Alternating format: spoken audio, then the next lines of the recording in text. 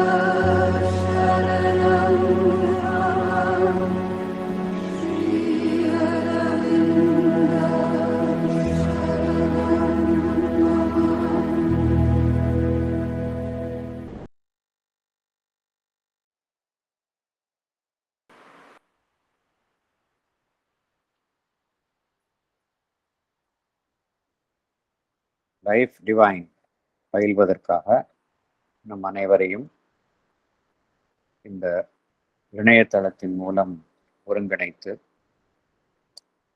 இந்த நல்ல வாய்ப்பினை நமக்கு அருளியுள்ள பகவானுக்கும் ஸ்ரீ அன்னைக்கும் நமது நன்றியையும் வணக்கத்தையும் அவர்களது பொற்பாதங்களில் சமர்ப்பிப்போம்.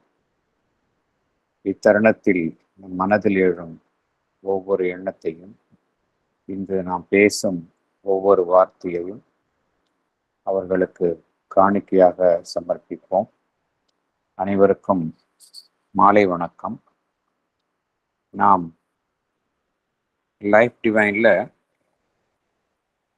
ஒவ்வொரு செவ்வாய் தோறும் புக் 1 அதிலிருந்து பார்த்து கொண்டு வருகின்றோம். அதில் தற்பொழுது நாம் பார்த்து கொண்டிருப்பது சாப்டர் 4 ரியாலிட்டி ஆம்னிப்ரெசன்ட் என்கின்ற தலைப்புடைய சாப்டர். அதில் போன செஷன் வரைக்கும் பேராகிராஃப் 13 வரைக்கும் நம்ம பார்த்திருக்கின்றோம். இந்த செஷன்ல கடைசி 3 பேராகிராஃப்ஸ், பேராகிராஃப் 14, 15, 16 இவை அனைத்தையும் பார்த்துவிட்டு இதனுடைய சினாப்சிஸ், ஒட்டுமொத்த சாரம், அதை நாம் இறுதியாக பார்ப்போம். சினாப்சிஸ் நம்ம பார்க்க போவதால் நான் போன செஷன்ல என்ன பார்த்தோம் என்பதை அதில் ஒட்டுமொத்தமாக அப்பொழுது நினைவு கூறுவதற்கு அப்பொழுது வசதியாக இருக்கும். அதனால நாம் நேரடியாக பேராகிராஃப் 14 அதற்குள் செல்லலாம். இதுவரைக்கும் என்ன பார்த்தோம் என்பதை ஒட்டுமொத்தமாக நாம் சினாப்சிஸ் பார்க்கும் பொழுது நினைவு கூறலாம். இப்பொழுது பேராகிராஃப் 14 போகலாம். நம்ம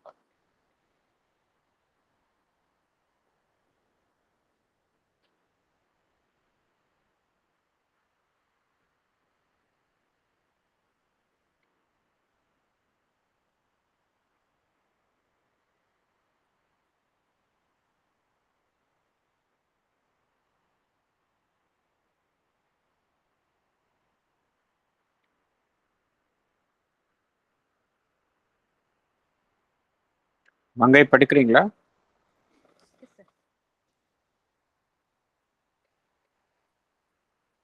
Paragraph 14. Am I audible, sir? இல்லையே. இப்ப கேக்குது.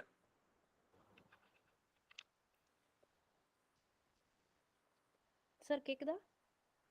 ரொம்ப லவுட் கம்மியா இருக்கு வாய்ஸ். இன்னும் படிக்க ஆரம்பிக்கல நீங்க? Paragraph 14. இப்பதான் வந்திருக்கிறீங்க லைன்ல. For we cannot suppose that the sole entity is compelled by something outside or other than itself, since no such thing exists. Nor can we suppose that it submits unwillingly to something partial within itself, which is hostile to its whole being, denied by it, and yet too strong for it. For this would be only to erect in other language the same contradiction of an all and something other than the all. Thank you. Explanation. Can I read, sir? Yeah, please. Explanation. Sri Aurobindo concluded the previous paragraph with the statement that the soul will attain ultimate victory and fulfillment over adverse elements in the manifestation. It is the Brahman, the sole entity, that manifests in the universe. We cannot suppose that there exists something other than Brahman or outside Brahman that compels the Brahman to be otherwise, because no such thing exists. Also, we cannot presume that there exists something partial within Brahman that is hostile to its whole being. We cannot also suppose the Brahman unwillingly submitting itself to it. Nor can we presume that the hostile element is denied by Brahman and yet too strong for it. Such a presumption would be a contradiction of all that is Brahman and something other than the all that is also Brahman. Thank you, sir. Thank you. பகவானுடைய life டிவைன்ல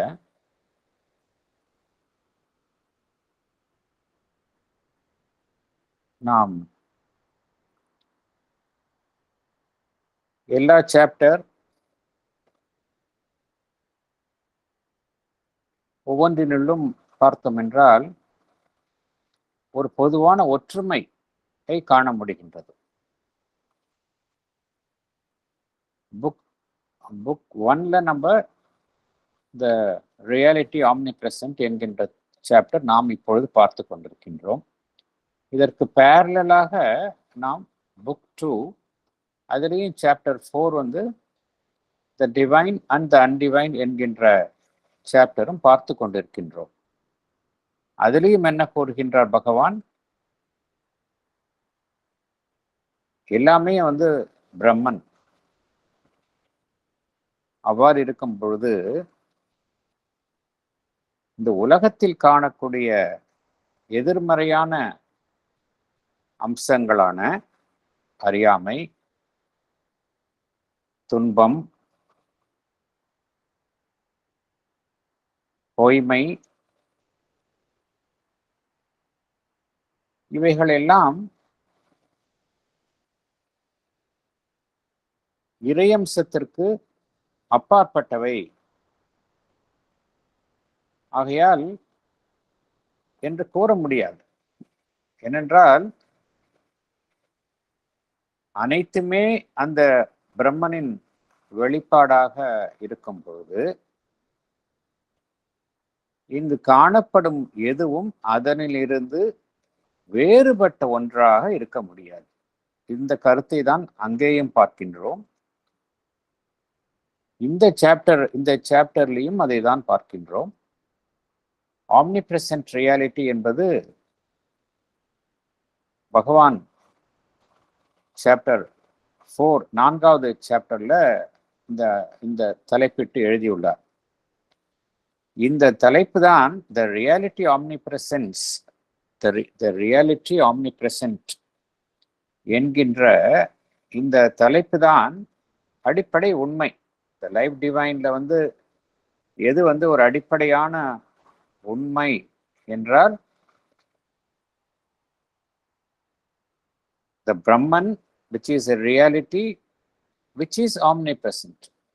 எங்கும் வியாபித்துள்ளது என்னவென்றால் அந்த பிரம்மன், அந்த reality, அதுதான். இந்த உலகத்தில் பிரம்மன் அல்லாதது எதுவுமே கிடையாது.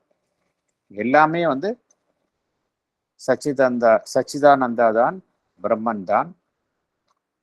தற்பொழுது அவ்வாறு நம்மளுடைய மனம் என்கின்ற ஒரு குறுகிய கண்ணோட்டத்தில் அந்த உண்மையை உணர முடியவிட்டாலும் கூட அல்டிமேட்டா எல்லாமே வந்து அதில்தான் போய் முடியும் என்பதுதான் பகவானினுடைய அடிப்படை கருத்து.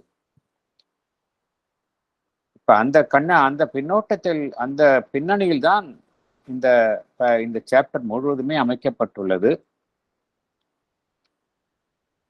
இதில் இந்த நாம் பேராகிராஃப் 14 இதில் கூறும் பகவானினுடைய கருத்தும் இதைத்தான் பிரதிபலிக்கின்றது. அதாவது இந்த உலகத்தில் காணப்படுவது எதுவுமே வந்து பிரம்மன் அல்லாதது என்று கூற முடியாது, அல்லது பிரம்மனுக்கு அப்பாற்பட்டது என்றும் கூற முடியாது. ஏனென்றால் அவ்வாறு இல்லை என்கின்றார்.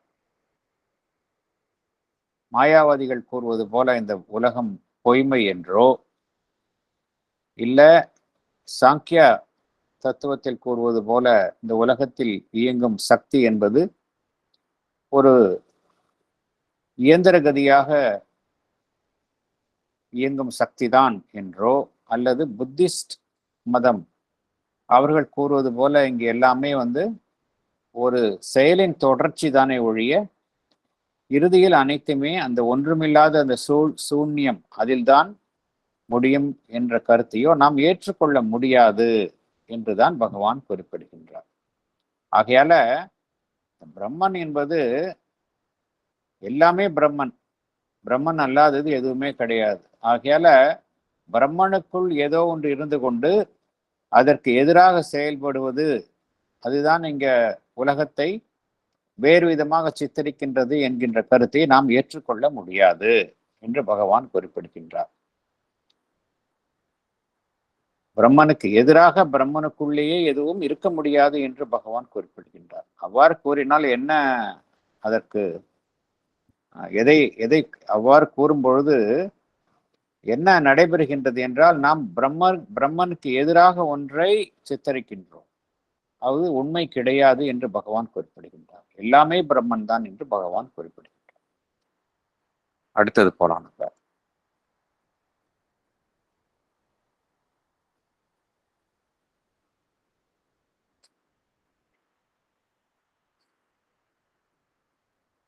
Even if we say that the universe exists merely because the self in its absolute impartiality, the self in its absolute impartiality tolerates all things alike, viewing with indifference all actualities and all possibilities.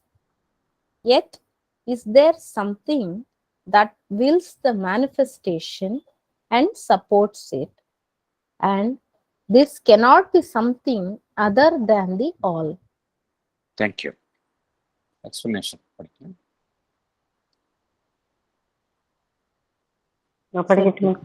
Yes. We may even say that the self is absolutely impartial to all things in the universe. It tolerates all things, good or bad, alike. It does not take interest in what happens in the universe. It views all actualities and possibilities in the universe with indifference. Yet, the truth is, there is something behind all activities in the universe that wills the manifestation and supports it. Sri Aurobindo says, this cannot be anything other than the all, the Brahman. Thank you. Thank you. முதல்ல என்ன பார்த்தோம்,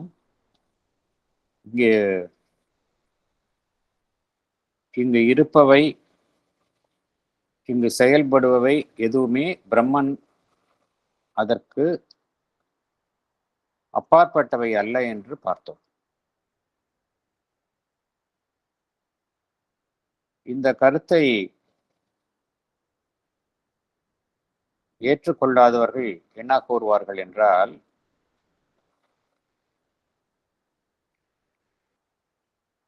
உண்மைதான்,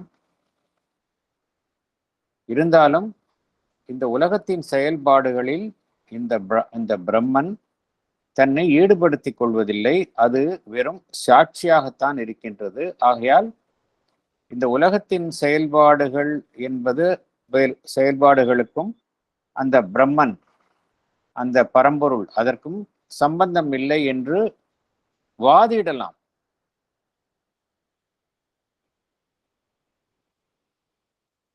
அது உண்மை அல்ல, ஒரு வாதத்திற்காக சொல்லலாம். ஆமாம், உண்மைதான், அனைத்துமே பிரம்மன் தான், இருந்தாலும் இங்கு நிகழும் செயல்பாடுகளில் அந்த பிரம்மன் பங்கேற்பதில்லை, அது வெறும் சாட்சியாகத்தான் இருக்கின்றது. ஆகையால் இந்த உலகத்திற்கும் பிரம்மனுக்கும் சம்பந்தம் இல்லை என்று வாதிடலாம். அவ்வாறு இருந்தாலும் கூட, அவ்வாறு கூறினாலும் கூட, பகவான் இங்கு என்ன கூறுகின்றார் ஏனென்றால்,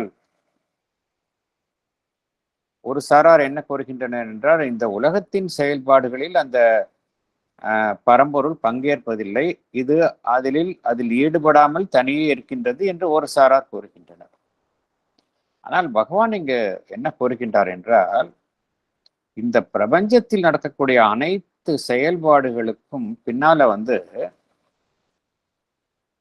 ஏதோ ஒன்று இவ்வாறுதான் செயல்பட வேண்டும் என்று சங்கல்பிக்கிறது, ஆதரவளிக்கின்றது. அனைத்து செயல்பாடுகளும் இந்த செயல்பாடு இப்படித்தான் நடைபெற வேண்டும் என்று ஏதோ ஒன்று அனைத்து செயல்பாடுகளையும் சங்கல்பிக்கின்றது, ஆதரவளிக்கின்றது. அவ்வாறு இருக்கையில் பகவான் என்ன கூறுகின்றார் என்றால், இது பிரம்மனாக அல்லாமல் வேறு எதுவாகவும் இருக்க முடியாது என்று பகவான் குறிப்பிடுகின்றார். எது சங்கல்பிக்கின்றதோ அது பிரம்மனாக இல்லாமல் வேறு எதுவாக இருக்க முடியும் என்று பகவான் கேட்கின்றார். Yet is there something that wills the manifestation and supports it, and this cannot be something other than the all. The all-ங்கிறது என்ன? Reality, omnipresent reality. இதுவாக இல்லாமல் எதுவுமே இருக்காது என்று பகவான் குறிப்பிடுகின்றார். இதெல்லாம் இந்த சாப்டர் படிக்கும் பொழுது நம்மளுக்கு மீண்டும் மீண்டும் நாம் பேரலாக பார்த்து கொண்டு வரும் த டிவைன் அண்ட் அன்டிவைன். அதில் நாம் காணும் 3 விதமான ப்ரொபோசிஷன்ஸ் பார்த்தோம். ஒன்று, ஃபர்ஸ்ட் ப்ரொபோசிஷன், எங்கும் வியாபித்துள்ள அந்த மெய்மை, ஆம்னிப்ரெசன்ட் டிவைன். இரண்டாவது, அவ்வாறு இருக்கும் ஆம்னிப்ரெசன்ட் டிவைன் அனைத்தையும் அதுதான், அனைத்து செயல்பாடுகளுக்கும் அதுதான் மூலமாக இருக்கின்றது,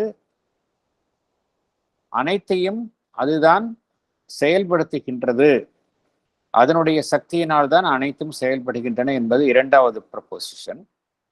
மூன்றாவது ப்ரொபோசிஷன் என்னவென்றால், இந்த முரண்பாடு அவ்வாறு இருக்கையில் இந்த நாம் எதிர்கொள்ளும் எதிர்மறையான விஷயங்களான அறியாமை, துன்பம்,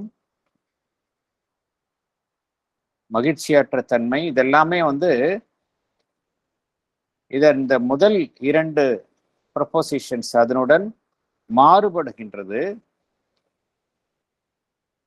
ஆகையால் இந்த மூன்றாவது ப்ரொபோசிஷன் என்னவென்றால், அவ்வாறு இருக்க முடியாது என்பது மூன்றாவது என்ன சொல்கின்றது?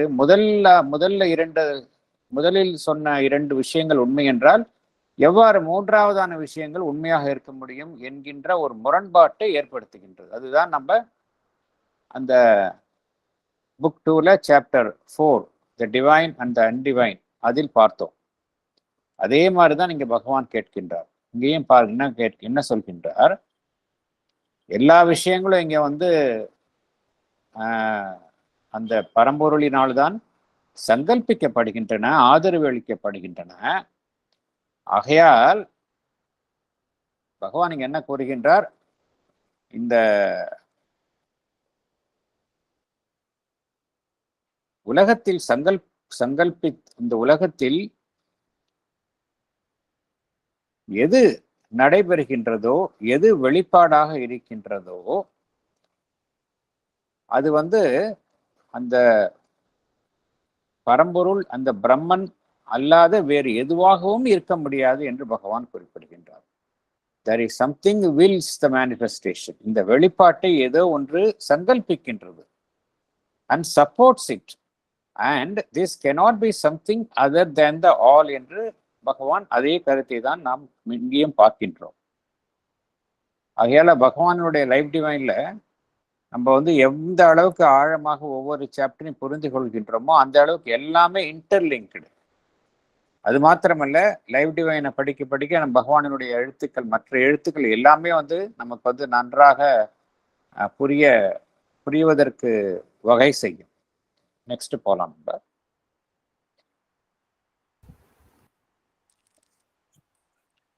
Brahman is indivisible in all things, and whatever is willed in the world has been ultimately willed by the Brahman. It is only our relative consciousness, alarmed or baffled by the phenomena of evil, ignorance, and pain in the cosmos, that seeks to deliver the Brahman from responsibility for itself and its workings by erecting some opposite principle, Maya or Mara, conscious devil or self-existent principle of evil.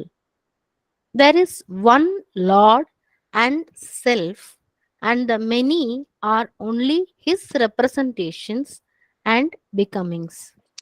Thank you. Explanation. படிக்கட்டுமா sir? Sivakami படிங்க. சரி madam. Okay. There is one Lord and self in the universe. The many we see around us are his becomings or representations. The Brahman is one and indivisible. Whatever is willed in the world has been ultimately willed by the Brahman. But we live in our relative consciousness in the physical world. When we see evil, ignorance, pain, and suffering around us, we get perplexed. We say that some opposite principle, Maya, that is illusion, or Mara, in Buddhism, the destroyer, the evil one, is responsible for it. Thereby, we deliver the Brahman from responsibility for itself. Thank you, sir. Thank you. மீண்டும் இந்த நாம் பார்த்து கொண்டிருக்கும் இந்த divine and அன்டிவைன் அதில் வரும் கருத்து தான் இங்கு பகவான் கூறுகின்றார். இந்த பிரம்மன் there is one Brahman, one without a second. அதுதான் உண்மை. இந்த மல்டிப்ளிசிட்டி நாம் இந்த உலகத்தில் காணும் பல்வேறு வகையான வடிவங்கள், தோற்றங்கள் எல்லாமே பார்த்தோம் அப்படின்னா அந்த பிரம்மனினுடைய வெளிப்பாடுகள் தான். இருந்தாலும் அந்த பிரம்மன் என்பது ஒன் அண்ட் இன்டிவிசிபிள், பகுக்கவே முடியாது. அந்த ஒன்றுதான் பலவாக இங்கு காணப்படுகின்றது. இந்த கருத்தும் அடிப்படையான கருத்து. ஆகையால் பகவான் இங்கு என்ன கூறுகின்றார்? இந்த உலகத்தில் எதுவெல்லாம் சங்கல்பிக்கப்படுகின்றதோ அவை அனைத்துமே அந்த பிரம்மனினால் சங்கல்பிக்கப்படுகின்றது என்று பகவான் குறிப்பிடுகின்றார். இருந்தாலும் நம்முடைய அந்த உணர்வு நிலை எப்படி இருக்கின்றது என்றால், ஒன்றுடன் ஒன்று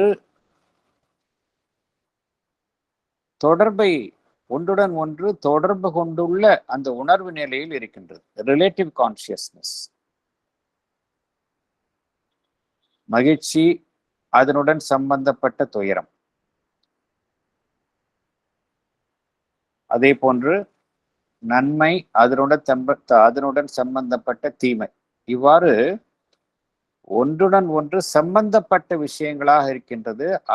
அதன் அடிப்படையில் தான் நம்முடைய உணர்வு நிலையும் இருக்கின்றது. Relative consciousness.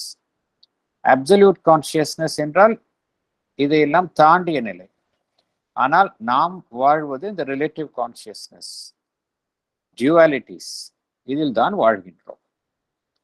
ஆகையால் நாம் இந்த உலகத்தில் எதிர்கொள்ளும் தீமை, அறியாமை, வலி, வேதனை இவையெல்லாம் பார்க்கும் பொழுது மனிதர்களாகிய நமக்கு மனிதர்களாகிய நாம் ஒரு திகைப்படைகின்றோம். நமக்கு ஒன்றுமே புரிவது இல்லை. ஆகையால் நாம் என்ன செய்கின்றோம்? இதுவெல்லாம் அந்த பிரம்மனினுடைய, பரம்பொருளினுடைய செயல்பாடு அல்ல, இது ஏதோ அதற்கு எதிரான விஷயமாக ஒன்று இருக்கின்றது. ஒன்று இவை அனைத்துமே ஒரு பொய்யான தோற்றமாக இருக்க வேண்டும், அல்லது ஒரு தீய சக்தியாக இருக்க வேண்டும். மாயா ஆர் மாரா, மாறான ஒரு அழிக்கும் சக்தி. இதுதான் காரணம் என்று நாம் எண்ணுகின்றோம். அவ்வாறு எண்ணுகையில் நாம் என்ன செய்கின்றோம் என்றால், இந்த உலகத்தில் நாம் காணும் எதிர்மறையான விஷயங்களில் இருந்து அந்த பிரம்மனை விடுவித்துக் கொள்கின்றோம். இது நாம் செய்யக்கூடிய செயல். ஆனால் உண்மையிலேயே அது அல்ல. நாம் என்ன செய்கின்றோம்? இதுவெல்லாம் அது அல்ல, இதற்கும் அதற்கும் சம்பந்தம் அல்ல என்று பிரம்மனை விடுவித்துக் கொள்கின்றோம். Paragraph 15 போலாம். Paragraph 15. If then the world is a dream or an illusion or a mistake, it is a dream originated and willed by the self in its totality, and not only originated and willed, but supported and perpetually entertained.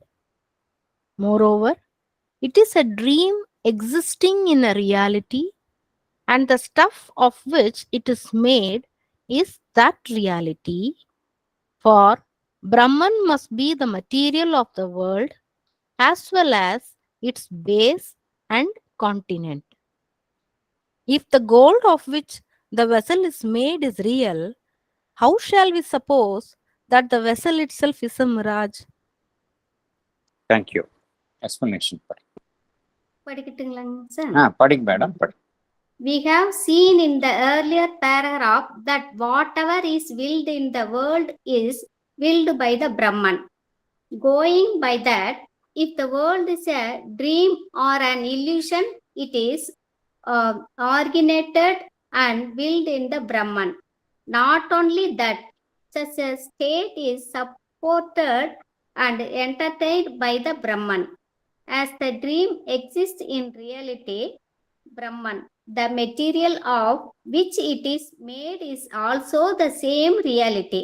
Brahman is the material of the world and its base and continent, one that contains.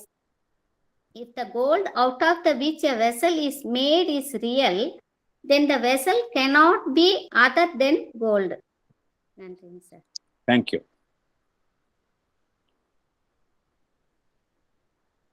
இந்த உலகத்தில் நடப்பன அனைத்துமே அந்த பரம்பொருளினால், பிரம்மனினால் சங்கல்பிக்கப்படுகின்றன என்பதை பார்த்தோம். மாயாவாதிகள் என்ன கூறுகின்றார்கள் என்றால், இந்த உலகம் எல்லாமே மாயை, ஒரு கனவு, அன்றியல். அந்த கனவிலிருந்து நாம் எப்பொழுது வீழ்த்திக் கொள்கின்றோமோ அப்பொழுது என்ன புரியும் என்றால், அந்த பிரம்மன் ஒன்றுதான் உண்மை. நாம் வாழும் இந்த உலகு, நம்முடைய வாழ்வு எல்லாமே ஒரு கனவு என்கின்ற ஒரு ரியலைசேஷன் அது கிட்டும் என்று மாயாவாதிகள் கூறுகின்றார்கள். பகவான் இங்கு என்ன கேட்கின்றார் என்றால், அவ்வாறே வைத்து கொண்டாலும் இந்த உலகம் என்பது கனவு இல்ல ஒரு மாயை என்று வைத்து கொண்டாலும், அந்த கனவும் அந்த மாயையும் எங்கு அதனுடைய தோற்றம் எங்கு இருக்கின்றது என்றால், அந்த பிரம்மனில் தானே இருக்கின்றது என்று பகவான் கேட்கின்றார். ஏனென்றால் அனைத்துமே அந்த பிரம்மனினால் தான் சங்கல்பிக்கப்படுகின்றது. இந்த உலகம் என்பது ஒரு கனவு என்று நாம் எண்ணினாலும் சரி, ஒரு மாய தோற்றம் என்று எண்ணினாலும் சரி, இதற்கெல்லாமே ஆரிஜின் எங்கு இருக்கின்றது என்றால் அந்த பிரம்மனினால் தான் இருக்கின்றது. அதுதான் இந்த ஒரு கனவையும் மாய தோற்றத்தையும் ஏற்படுத்துகின்றது என்று பகவான் குறிப்பிடுகின்றார். அதுதான் அத்தகைய நிலைமையை ஆதரவளித்து அனுமதிக்கின்றது என்று பகவான் குறிப்பிடுகின்றார். ஆகையால நீ கனவுன்னு சொன்னால் கூட அந்த கனவும் எங்க இருக்கின்றது? பிரம்மனில் தானே இருக்கின்றது என்று பகவான் கேட்கின்றார். அதே போல பகவான் இன்னொரு கருத்தையும் கூறுகின்றார். கனவு என்று சொன்னாலும் கூட கனவு காண்பவன் என்பவன் உண்மைதான், அவன் ரியாலிட்டி தானே. இப்போ நாம் ஒரு கனவை காண்கின்றோம்.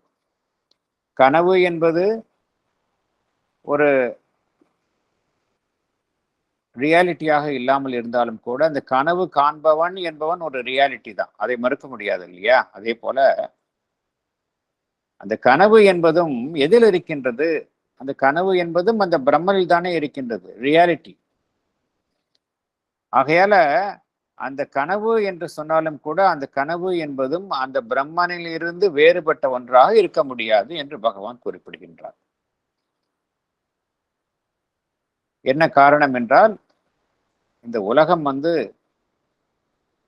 எந்த பொருளினால் ஆக்கப்பட்டது என்றால் அந்த பிரம்மனினுடைய பொருளினால் தான் ஆக்கப்பட்டுள்ளது. அதுதான் அதனுடைய மூலப்பொருள், அடிப்படை. பிரம்மனில் தான் அனைத்துமே இருக்கின்றது. இதற்கு பகவான் ஒரு உதாரணமாக கூறுகின்றார். ஒரு தங்கத்திலிருந்து ஒரு பாத்திரத்தை நாம் செய்யும் பொழுது அந்த பாத்திரம் என்பது தங்க பாத்திரம் என்பதை நாம் ஏற்றுக்கொள்கின்றோம்.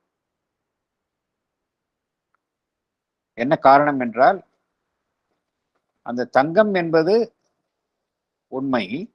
ஆகையால் அந்த பாத்திரமும் தங்க பாத்திரமாகத்தான் இருக்க வேண்டும் என்பதை ஏற்றுக்கொள்கின்றோம். அதுபோலத்தான் இதுவும் என்று பகவான் குறிப்பிடுகின்றார். நெக்ஸ்ட் போலாம். We see that these words, dream, illusion, are tricks of speech, habits of our relative consciousness. They represent a certain truth, even a great truth, but they also misrepresent it. Just as non being turns out to be other than mere nullity, so the cosmic dream turns out to be other than mere phantasm and hallucination of the mind. Phenomenon is not phantasm, phenomenon is the substantial form of a truth. Thank you. Explanation.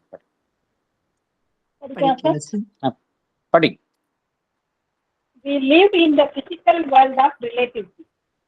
By the habit of our relative consciousness, we use the words dream and illusion. They are nothing but tricks of speech. Sri Aurobindo says they do represent a certain truth, even a great truth, but they also misrepresent it. We have earlier seen that non-being, though misinterpreted as nullity, proved to be a reality beyond reality, being. Similarly, the cosmos appearing as dream is not an illusion, wrong sensory perception, or a hallucination, apparent perception of something not present. Sri Aurobindo says cosmic phenomenon represents a substantial truth and not a phantasm, something that is seen or imagined but is not real. Thank you, sir. Thank you. முழுக்க முழுக்க பகவான் மாயாவாதிகளினுடைய கருத்தை தான் இங்கு அது குறித்து தான் பகவான் அவருடைய விளக்கத்தை தருகின்றார். இந்த வார்த்தைகள் எல்லாமே கனவு, பொய், இந்த மாய தோற்றம், இல்யூஷன் என்றால் ஒரு விஷயம், ஒரு காட்சி நமக்கு தெரிகின்றது, நம் கண்முன் ஒரு காட்சி தெரிகின்றது, ஆனால் உண்மையிலேயே அந்த காட்சி இல்லை. அதுதான் இல்யூஷன். கனவு என்றால் நமக்கு எல்லோருக்குமே தெரியும். இந்த வார்த்தைகள் எல்லாமே பகவான் என்ன கூறுகின்றார், ஏற்கனவே நம்ம லைஃப் டிவைன்ல இந்த கருத்தை பார்க்கின்றோம். இந்த வார்த்தைகள் தான் உண்மைகளை அறிவதற்கு தடையாக இருக்கின்றன என்று பார்க்கின்றோம். நிறைய வார்த்தைகளை உபயோகிக்கின்றோம். இந்த வார்த்தைகள் என்ன செய்கின்றன என்றால், உண்மையிலேயே அந்த வார்த்தைகளின் மூலம் அந்த உண்மைகள் தெரிவிக்கப்படுவது இல்லை என்றுதான் பகவான் மீண்டும் மீண்டும் மீண்டும் கூறுகின்றார்.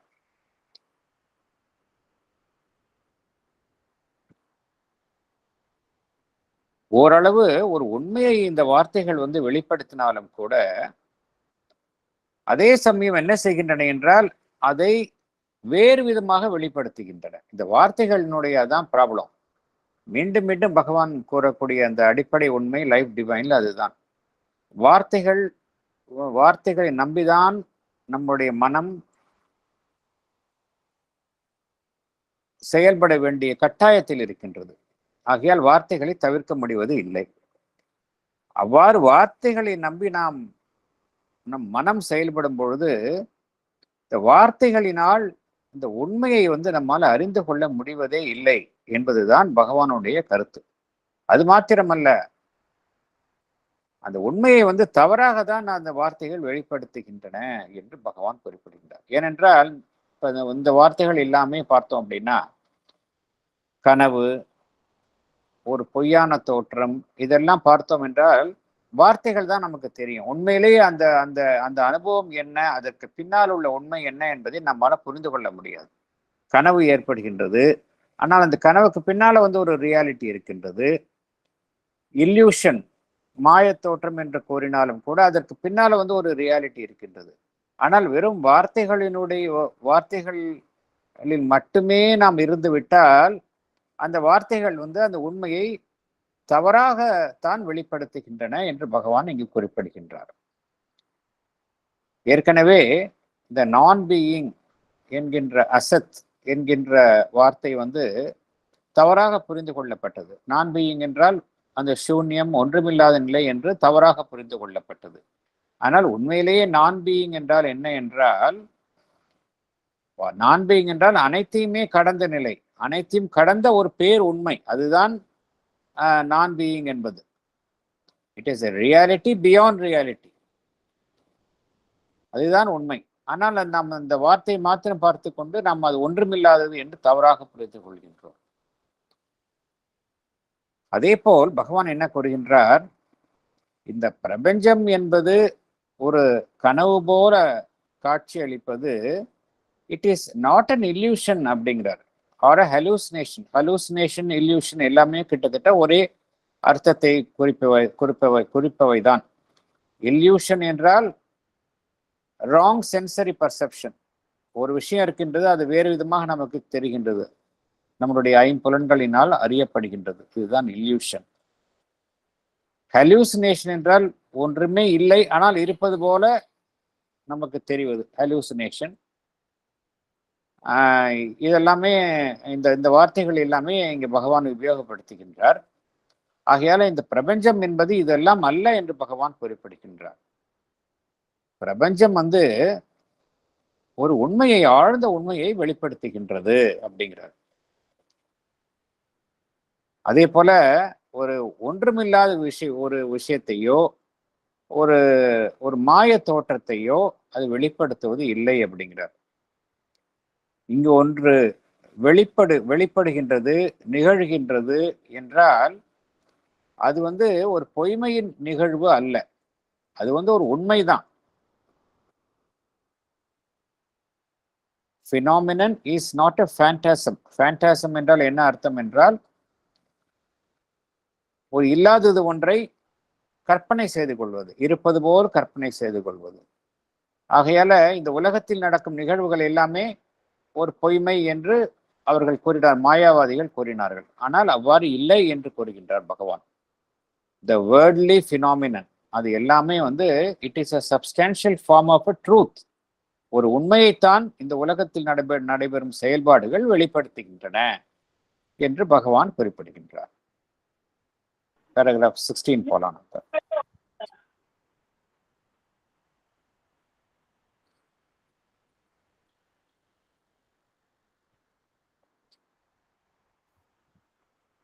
மிராஜ்னு ஒரு வேர்ட் சொல்றாங்க.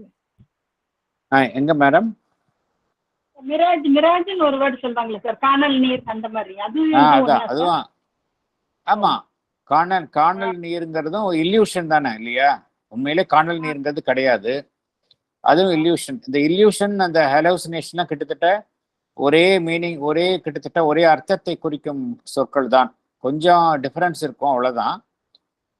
இந்த ஹலூசினேஷன்ங்கிறது மோஸ்ட்லி இந்த சைக்காட்ரிக் அந்த இதில் மெடிசனில் யூஸ் பண்ணுவாங்க. நிறைய பேருக்கு மென்டல் ஹலூசினேஷன்ஸ் வந்துடும். சில மருந்துகள் சாப்பிடும் பொழுது இந்த ஹலூசினேஷன்ஸ் வரும். அவங்களுக்கு ஒரு விஷயமே இருக்காதானே, இருப்பது போல தெரியும், ஹலூசினேஷன். மிராஜுங்கிறது அதுதான், ஒரு விஷயம் இருக்காதானே இருப்பது போல தெரியுது இல்லையா, மிராஜ்.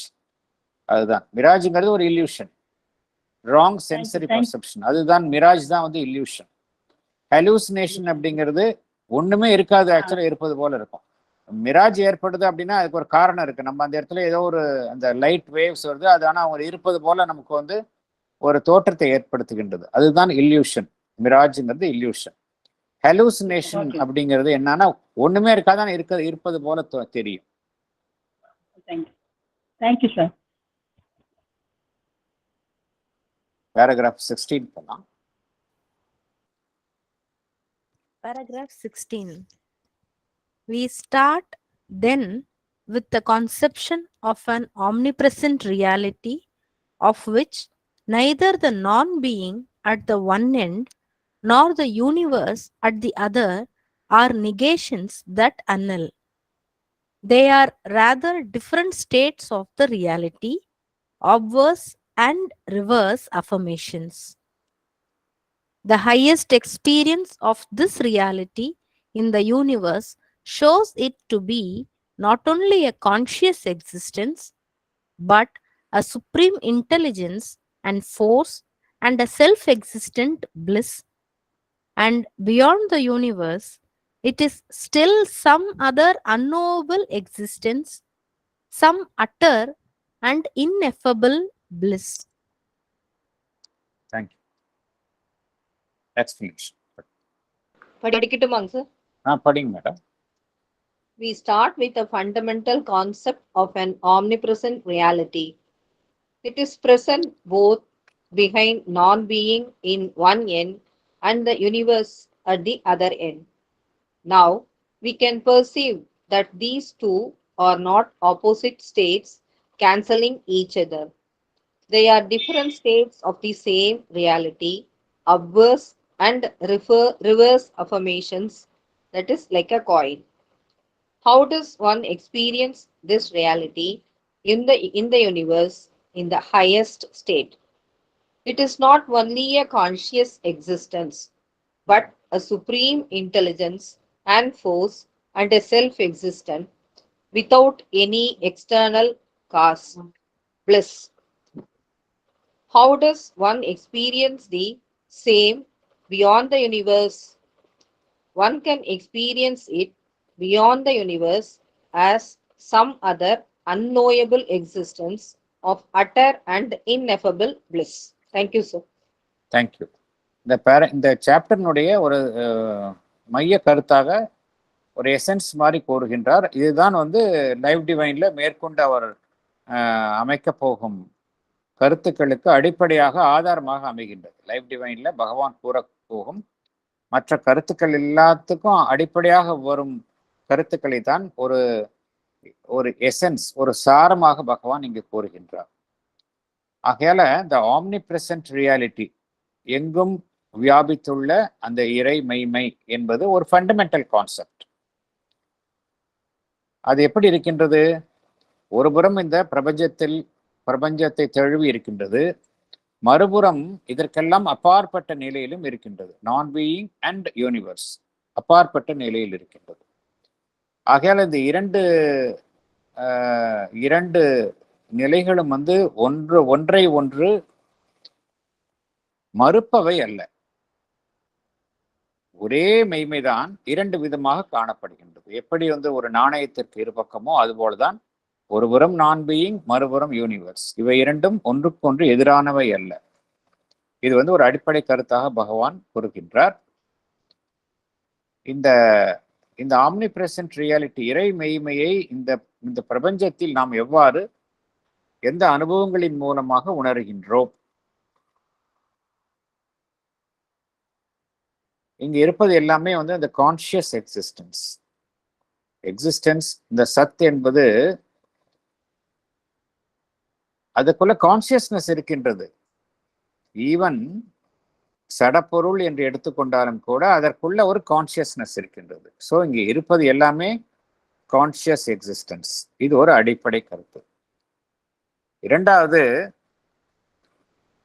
அத்தகைய ஒரு கான்சியஸ் எக்ஸிஸ்டன்ஸ் எத்தகைய அம்சங்களை, எந்த அம்சத்தை கொண்டதாக இருக்கின்றது என்றால் சுப்ரீம் இன்டெலிஜென்ஸ் அண்ட் ஃபோர்ஸ். அது ஒரு பேரறிவை கொண்டதாக இருக்கின்றது, சக்தியை கொண்டதாக இருக்கின்றது. அடுத்தது இன்னொரு அம்சம் அதனுள் இருக்கின்றது. எது என்றால் செல்ஃப் எக்ஸிஸ்டன்ட் பிளிஸ். ஸோ இது மூன்றுமே சச்சிதானந்தா. பகவான் எதை குறிக்கின்றார்? சச்சிதானந்தாவாக குறிக்கின்றார் இல்லையா? சச்சிதானந்தா தான் பகவான் இங்கு குறிப்பிடுகின்றார். இந்த எக்ஸிஸ்டன்ஸ் சத், சுப்ரீம் இன்டெலிஜென்ஸ் சித், ஃபோர்ஸ் சித் சக்தி, செல்ஃப் எக்ஸிஸ்டன்ட் பிளிஸ் என்பது ஆனந்தம். இது இவ்வாறாகத்தான் இந்த பிரபஞ்சத்தில் இந்த இறை மெய்மையை நாம் உணர்கின்றோம். சரி, இந்த பிரபஞ்சத்திற்கு அப்பாற்பட்ட நிலையில் இருக்கும் அந்த நான் பீயிங், அந்த நிலையில் நாம் எவ்வாறு உணர்கின்றோம் என்றால் இங்கு இந்த விஷயங்கள் எல்லாமே நம்மால் அறிந்த சச்சிதானந்தா, எக்ஸிஸ்டன்ஸ், கான்சியஸ்னஸ் அண்ட் பிளிஸ் எல்லாமே அறிந்த விஷயமாக இங்கு காணப்படுகின்றது. அந்த நிலையில் எவ்வாறு காணப்படுகின்றது என்றால் அறிய முடியாத நிலையில் உள்ள unknowable existence of utter and ineffable bliss. நம்மால் அறிய முடியவில்லை, அவ்வளவுதானே ஒழிய அறிய முடியாதது கிடையாது. நம்மால் அறிய முடியாத அந்த நிலையில் இருக்கின்றது. கொடியும் அடிப்படையில சச்சிதானந்தா தான். இங்கு நம்மால் அறிய முடிகின்றது, அங்கு அறிய முடியாத நிலையில் இருக்கின்றதை ஒழிய அடிப்படையில் இவை இரண்டும் ஒன்றுதான் என்று பகவான் விளக்கம் அளிக்கின்றார். நெக்ஸ்ட் போலாம். Therefore, we are justified in supposing that even the dualities of the universe, when interpreted not as now by our sensational and partial conceptions, but by our liberated intelligence and experience, will be also resolved into those highest terms. While we still labor under the stress of the dualities, this perception must no doubt constantly support itself on an act of faith, but a faith which the highest reason, the widest and most patient reflection do not deny, but rather affirm. This creed is given indeed to humanity to support it on its journey until it arrives at a stage of development when faith will be turned into knowledge and perfect experience, and wisdom will be justified of her works. Thank you, sir. Thank you. Thank you.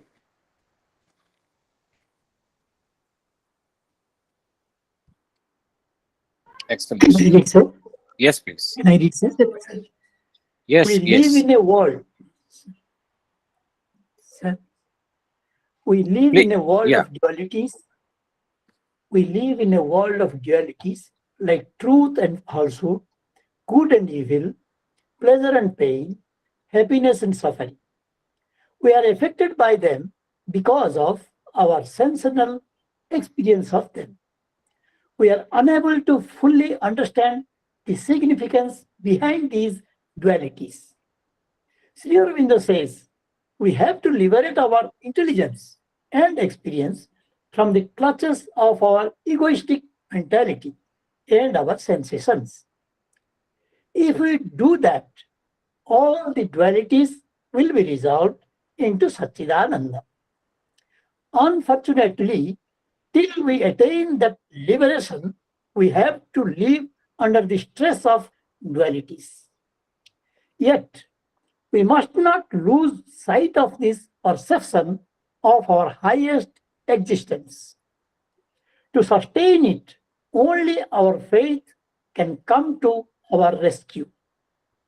The nature of our faith should be such that our highest reason must not deny it. Our most patient reflection, that is, a serious thought or consideration about something, should affirm it. How can one develop one's faith? Sri Aurobindo says humanity is gifted with this set of beliefs to support it in its journey. A stage will be reached when faith will be turned into knowledge and perfect experience. Our life will be turned into the words of wisdom, that is, of supreme intelligence. Thank you, sir. Thank you.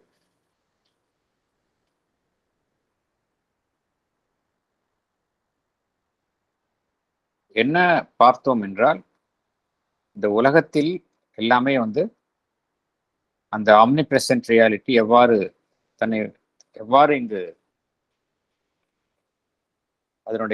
அதனுடைய உண்மையான அம்சம் எது என்றால் சச்சிதானந்தா, existence, consciousness and bliss. அவ்வாறுதான் இந்த பிரபஞ்சத்தில் அது இருக்கின்றது. அதுதான் உண்மை. ஆனால் நாம் அவ்வாறு உணர்கின்றோமா என்றால் இல்லை. என்ன காரணம் என்றால், நாம் வாழும் இந்த வாழ்வு, மனித வாழ்வு என்பது அந்த டியூவாலிட்டிஸ், இருமைகள், அதனுள் சிக்கி கொண்டு இருக்கின்றது. உண்மை பொய்மை, நன்மை தீமை, இன்பம் வேதனை, அதே போல மகிழ்ச்சி துன்பம், இத்தகைய எதிர்மறையான அம்சங்களில்தான் நம்முடைய உணர்வு நிலை சிக்கிக் கொண்டிருக்கின்றது. எதனால் இத்தகைய அம்சங்களினால் நாம் பாதிக்கப்படுகின்றோம் என்றால், நம்முடைய ஐம்புலன்களினால் இந்த விஷயங்களை நாம் உணர்வதால் இதனால் பாதிக்கப்படுகின்றோம். படுகின்றோம் என்பது உண்மை, அதில் ஒன்றும் சந்தேகம் கிடையாது. ஆனால் அவ்வாறு பாதிக்கப்பட்டாலும் கூட இந்த விஷயங்களுக்கு பின்னால ஒரு உண்மை இருக்கின்றது, அதை நம்மால் புரிந்து கொள்ள முடிவதில்லை. பாதிக்கப்படுகின்றோம் என்பது உண்மை, இருந்தாலும் பகவான் என்ன கூறுகின்றார், இவ்வாறு நாம் எதிர்கொள்ளும் விஷயங்களுக்கு பின்னால ஒரு உண்மை இருக்கின்றது, அதை நம்மால் தற்பொழுது புரிந்து கொள்ள முடிவதில்லை. நாம் இருக்கின்ற அந்த இருமைகள், டியூவாலிட்டிஸ், அதில் இருக்கின்ற வரைக்கும் நம்மால இந்த விஷயங்களுக்கு பின்னால் உள்ள உண்மையை நம்மால புரிந்து கொள்ள முடிவதில்லை என்று பகவான் குறிப்பிடுகின்றார். எப்பொழுது புரிந்து கொள்ள முடியும் என்றால், நாம் தற்பொழுது இருக்கக்கூடிய நிலைமை, இருக்கக்கூடிய அந்த நிலைமை எவ்வாறு இருக்கின்றது என்றால், நம்முடைய நான் என்கின்ற தன்னுணர்வு, egoistic mentality and our sensation எல்லாமே என்னை பாதிக்கின்றது. அப்படித்தானே நினைக்கின்றேன், என்னை பாதிக்கின்றது, நான் மகிழ்கின்றேன், என்னை துன்பத்திற்கு உள்ளாக்குகின்றது, எல்லாமே அங்க நான் என்கின்ற அந்த ஈகோயிஸ்டிக் மென்டாலிட்டி, அதில் தான் நான் வாழ்கின்றேன். ஒவ்வொரு மனிதனும் அவ்வாறு தான் வாழ்கின்றார்கள்.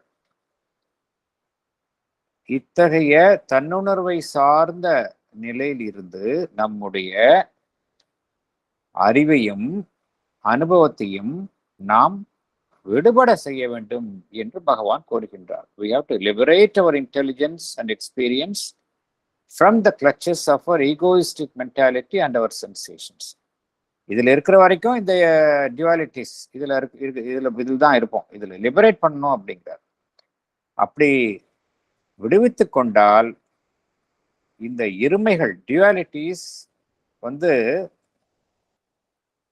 எதில் நம்மை, இந்த டியூவாலிட்டிஸ் எதற்கு நம்மை அழைத்து செல்லும் என்றால், இந்த சச்சிதானந்தா என்கின்ற உணர்வு நிலைக்கு நம்மை அழைத்து செல்லும், இதை தாண்டி அழைத்து செல்லும். ஆனால் நாம் அவ்வாறு இல்லை. நாம் மனம் என்கின்ற சாதனம், ஐம்புலன்கள், சென்சேஷன்ஸ், இதில் தான் இருக்கின்றோம், இதற்குள் சிறைப்பட்டு இருக்கின்றோம்.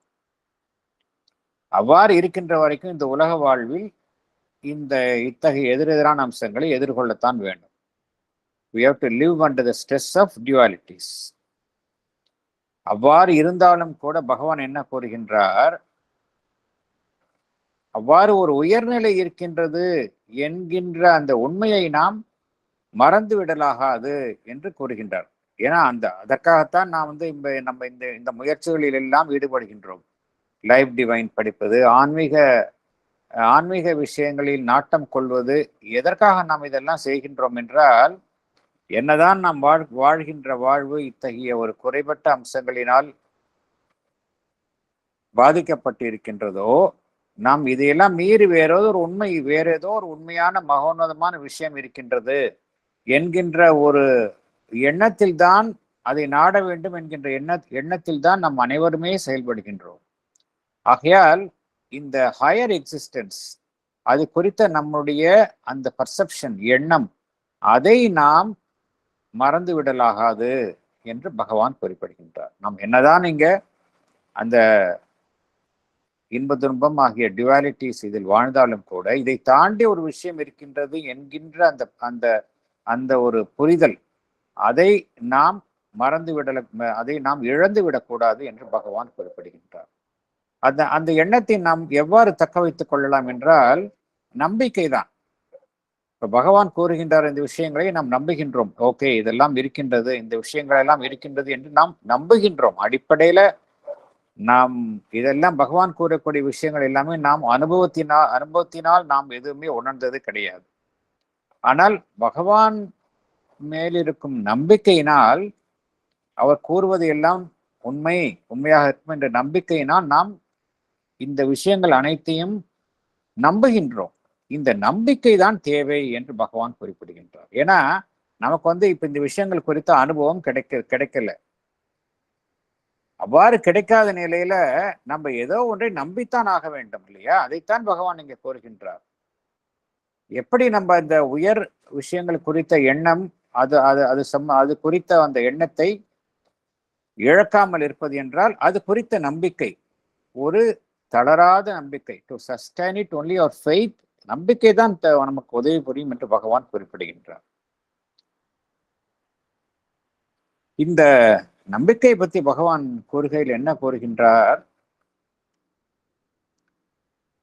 இந்த நம்பிக்கை என்பது ஒரு கொடை, ஒரு அருளின் கொடை. Faith it is a gift of the grace.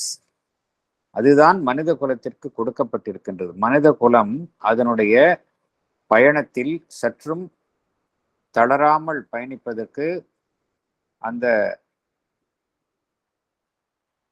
இறை அருள் வழங்கிய கொடைதான் இந்த நம்பிக்கை.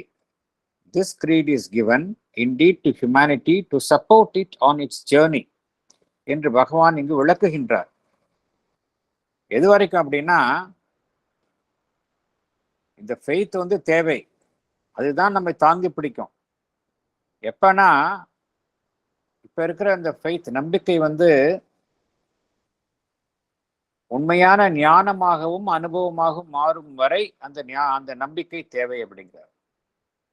Faith will be turned into knowledge and perfect experience. அது வரைக்கும் ஃபெய்த் தேவை. ஃபெய்த்துங்கிறது எந்த விதமான ப்ரூஃபும் இல்லாம ஏற்றுக்கொள்வது, அதுதான் ஃபெய்த். எனக்கு இந்த ப்ரூஃப் எல்லாம் கொடுத்தாதான் நான் ஏற்றுப்பேன் அப்படின்னா இட்ஸ் நாட் ஃபெய்த். பகவான் என்ன கூறுகின்றார்? வேறொரு இடத்துல ராமகிருஷ்ண பரமஹம்சரை குறிப்பிட்டு என்ன பகவான் கூறுகின்றார்? ஃபெய்த் பிளைண்ட் ஃபெய்த்தா தான் இருக்கணும் அப்படிங்கிறாங்க. Otherwise it's not a faith, it's not faith at all அப்படின்னு பகவான் கூறுகின்றார். Faith should be blind. இந்த ஃபெய்த் நம்ம காப்பாற்றும் எது வரைக்கும்னா, நமக்கு உண்மையான அந்த ஞானமும் உண்மையான அனுபவமும் கிட்டும் வரை நம்ம எது தாங்கி பிடிக்கும் என்றால் அந்த ஃபெய்த் தான் தாங்கி பிடிக்கும் அப்படிங்கிறார். அதே போல அந்த நம்மளுடைய செயல்பாடுகள்ல இப்ப செயல்பாடுகள் எல்லாமே அந்த அறியாமைக்கு உட்பட்டு, நம்மளுடைய ஈகோவைக்கு உட்பட்டு செயல்படுகின்றது. அந்த செயல்பாடுகள் எல்லாமே அந்த பேரறிவு, விஸ்டம், டிவைன் விஸ்டம், அதனால் வழிநடத்தப்படும் வரை இந்த ஃபெய்த் அதுதான் நம்மை அழைத்து செல்லும் என்று பகவான் குறிப்பிடுகின்றார். ஆகையால பகவான் இங்க கூறுவது அடிப்படையில என்ன என்றால், எல்லாமே ஆம்னிப்ரெசன்ட் ரியாலிட்டி தான். இந்த நம்பிக்கையை நாம் இழக்கக்கூடாது என்றுதான் பகவான் குறிப்பிடுகின்றார். நெக்ஸ்ட் நம்ம சினாப்சிஸ்க்கு உள்ள போகலாம். நம்ம சினாப்சிஸ் ஒவ்வொருத்தரும் படிக்கலாம். அதுல we can go to the synopsis. Sir படிக்கீங்களா? படிங்க madam. Reality Omnipresent Synopsis. Taittiriya Upanishad. It is possible to experience Brahman as the reality that is omnipresent. It is equally possible to experience Brahman as not this existence alone, but something more, Brahman, the non-being. If one confines to the Brahman, the non-being, he sees only the Brahman as reality and the whole world as unreal. If one realizes Brahman as all and is everywhere, his life gains significance. Denial of the materialist and the refusal of the ascetic are extreme viewpoints. Sri Aurobindo says, whenever there is an extreme view which appeals to human mind, we cannot treat it as mere error, superstition, or hallucination. We must know that there is some supreme truth hidden behind such extreme stands. We must discover the truth behind them. Thank you, sir. Thank you. இந்த chapter நம்ம ஒன்றை அடிப்படையில் புரிந்து கொள்ள வேண்டும். இந்த சாப்டருக்கு முந்தைய 2 chapters த materialist denial, பொருள் முதல்வாதியின் மறுப்பு. அடுத்த சாப்டர் வந்து த ரெஃப்யூசல் ஆஃப் த அசெப்டிக், துறவியின் மறுப்பு. ரெண்டுமே வந்து எக்ஸ்ட்ரீம் ஸ்டான்ஸ். பொருள் முதல்வாதி என்ன கூறுகின்றான் என்றால், இந்த உலகம் தான் உண்மை, இறையம்சம் என்பது இல்லை என்று அவன் கூறுகின்றான். துறவி என்ன கூறுகின்றார் என்றால், இந்த உலகம் என்பது பொய், அந்த இதையெல்லாம் கடந்து இருக்கும் பரம்பொருள் ஒன்றுதான் மெய் என்று அவர் கூறுகின்றார். இவை இரண்டுமே எக்ஸ்ட்ரீம் ஸ்டாண்ட்ஸ். இந்த தைத்திரியோபனிஷத் வந்து இந்த சாப்டருக்கு முன்னால் தைத்திரியோபனிஷத்திலிருந்து பகவான் மேற்கோள் காட்டியுள்ளார். அதில் பிரம்மனை வந்து இரண்டு விதமாக நாம் அறிந்து கொள்ளலாம். பிரம்மன் as a reality, omnipresent reality, இது ஒரு வகையாக அறிந்து கொள்வது. அதே போல அதே பிரம்மனை இதையும் தாண்டிய நிலையிலும் அறிந்து கொள்வது. something more than the existence, Brahman, the non-being.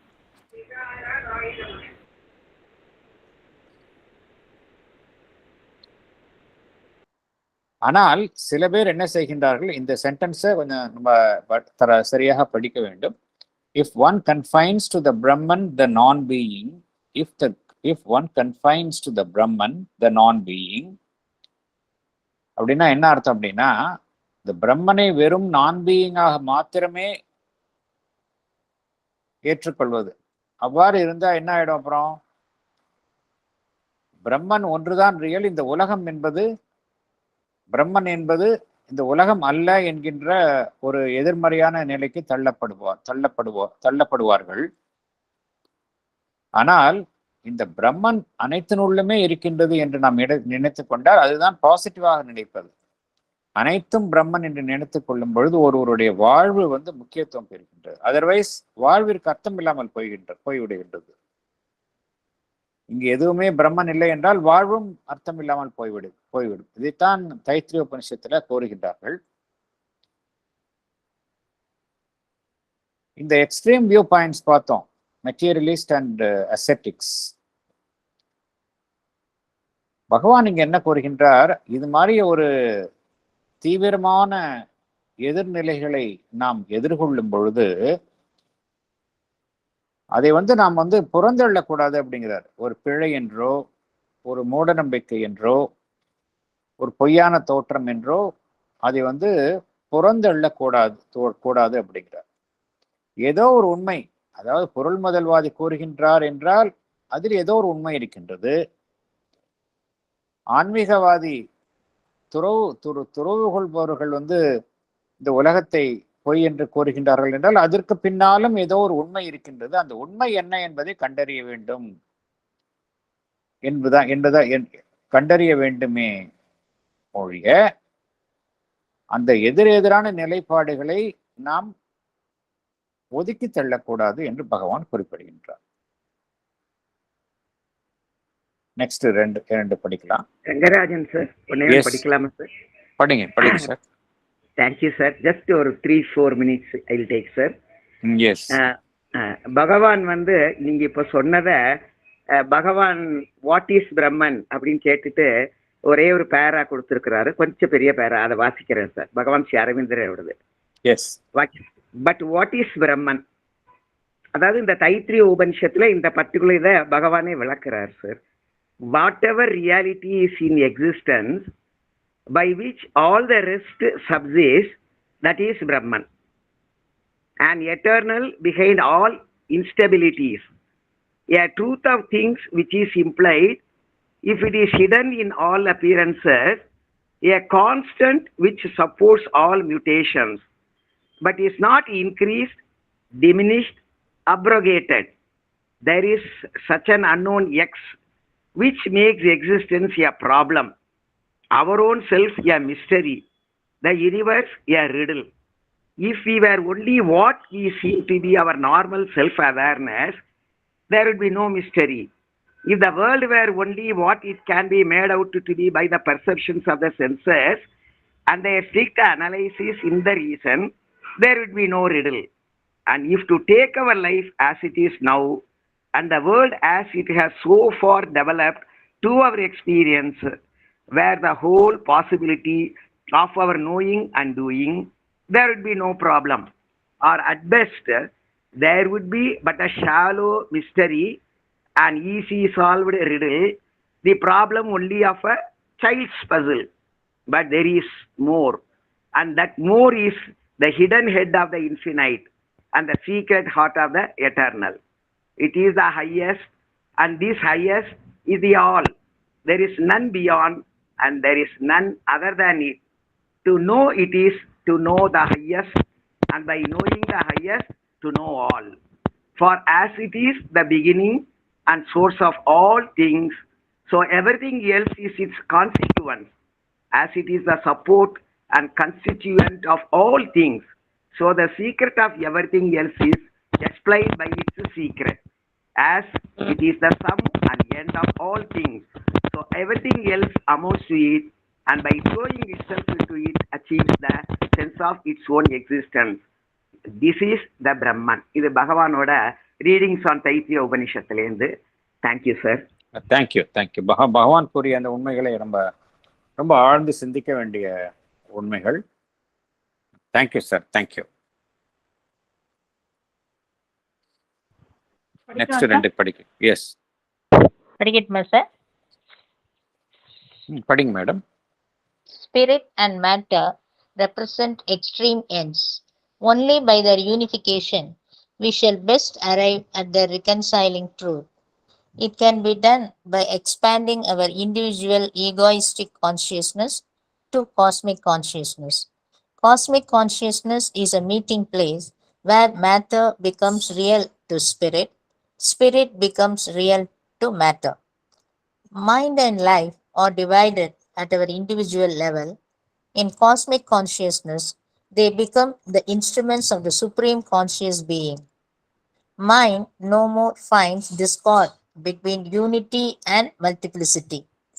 Life fulfills itself by supporting divine manifestation. Matter becomes the extension of spirit. In the light of the above conception, human soul is transfigured into the divine. Divine life for man becomes possible in the world. Thank you, sir. Thank you. Materialist என்ன கூறுகின்றார்கள்?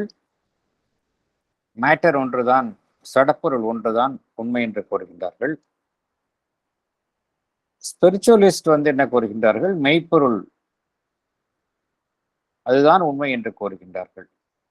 இவை இரண்டுமே ஒரு எதிரெதிரான நிலைகளை வெளிப்படுத்துகின்றன. எதிரெதிரான நிலைகளிலேயே இருந்துவிட்டால் அங்க ஒரு ஒத்திசைவு கிடைக்காது.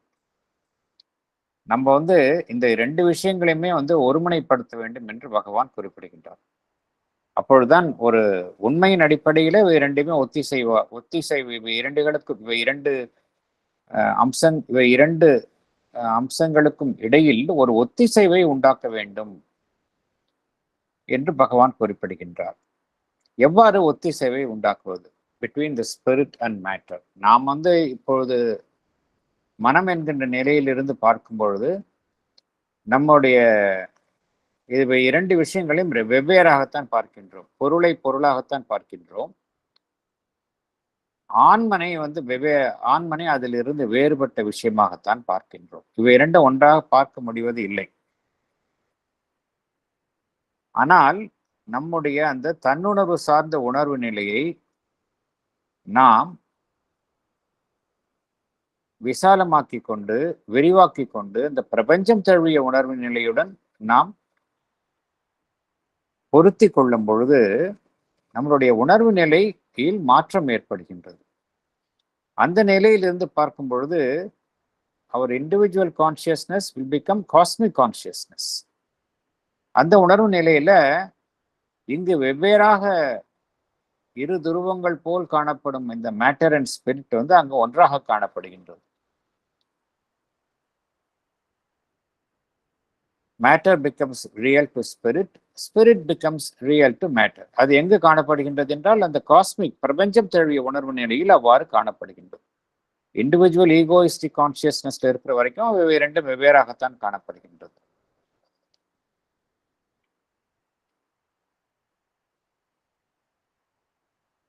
இந்த மனம், வாழ்வு என்கின்ற விஷயங்கள் எல்லாமே பார்த்தோம் அப்படின்னா ஒரு தனிப்பட்ட மனித அளவுல இவையெல்லாம் பிரிந்த அளவில் தான் காணப்படுகின்றன. என்னுடைய மனம், என்னுடைய வாழ்வு, பிறருடைய மனம், பிறருடைய வாழ்வு என்கின்ற பிரிவுபட்ட நிலையில் தான் காணப்படுகின்றன. அதே சமயம் அந்த பிரபஞ்சம் தழுவிய காஸ்மிக் கான்சியஸ்னஸ்ல இவை இரண்டும் ஒன்றாகி விடுகின்றன. அந்த பரம்பொருளினுடைய கருவிகளாகத்தான் அவை இரண்டும் அங்கு காணப்படுகின்றன. மனம் ஒரு பிரபஞ்ச மனமாகி விடுகின்றது, வாழ்வு பிரபஞ்ச ஆகிவிடுகின்றது.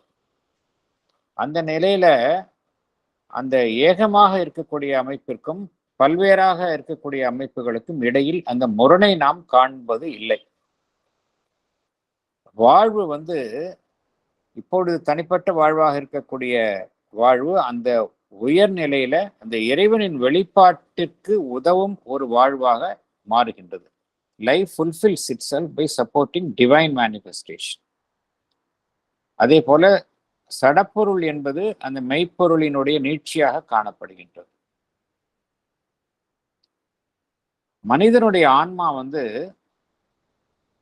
தெய்வ ஆன்மாவுடன் ஆன்மாவாக அங்கு உருமாற்றம் அடைகின்றது. இதெல்லாம் நடக்கும் பொழுது இந்த தெய்வீக வாழ்வு சாத்தியமாகின்றது. இது பகவான் கூறக்கூடியது ஐடியல் ஸ்டேட். இதெல்லாம் சாத்தியம் என்கின்றார். இப்பொழுதுள்ள நிலையில் சாத்தியம் இல்லை. ஆனா இப்பொழுது உள்ள நிலையில பார்க்கும் பொழுது இந்த ஸ்பிரிட் அண்ட் மேட்டர் வெவ்வேறாகத்தான் காணப்படுகின்றது. அதனால்தான் இந்த மெட்டீரியலிஸ்ட் டினையல் அண்ட் அசெட்டிக்ஸ் ரெஃப்யூசல் என்கின்ற எதிரெதிரான நிலைப்பாடுகள் ஏற்பட்டன. ஒன்ஸ் மனிதன் தான் என்கின்ற உணர்வு நிலையில் இருந்து ஹையர் கான்சியஸ்னஸ், காஸ்மிக் கான்சியஸ்னஸ் அதுக்கு செல்லும் பொழுது எல்லாமே இங்க ரெக்கன்சைல் ஆயிடும் அப்படிங்கிறார் பகவான். அந்த நிலையில் பார்க்கும் பொழுது நேச்சுரலி ஹியூமன் சோல் தனிப்பட்ட ஒரு ஈகோ அதனால் மறைக்கப்பட்ட ஒரு அமைப்பாக இல்லாமல் it becomes transfigured into the divine. அப்பொழுது தெய்வீக வாழ்வு என்பது சாத்தியமாகின்றது என்று பகவான் குறிப்பிடுகின்றார். நெக்ஸ்ட் 2 படிக்கலாம்.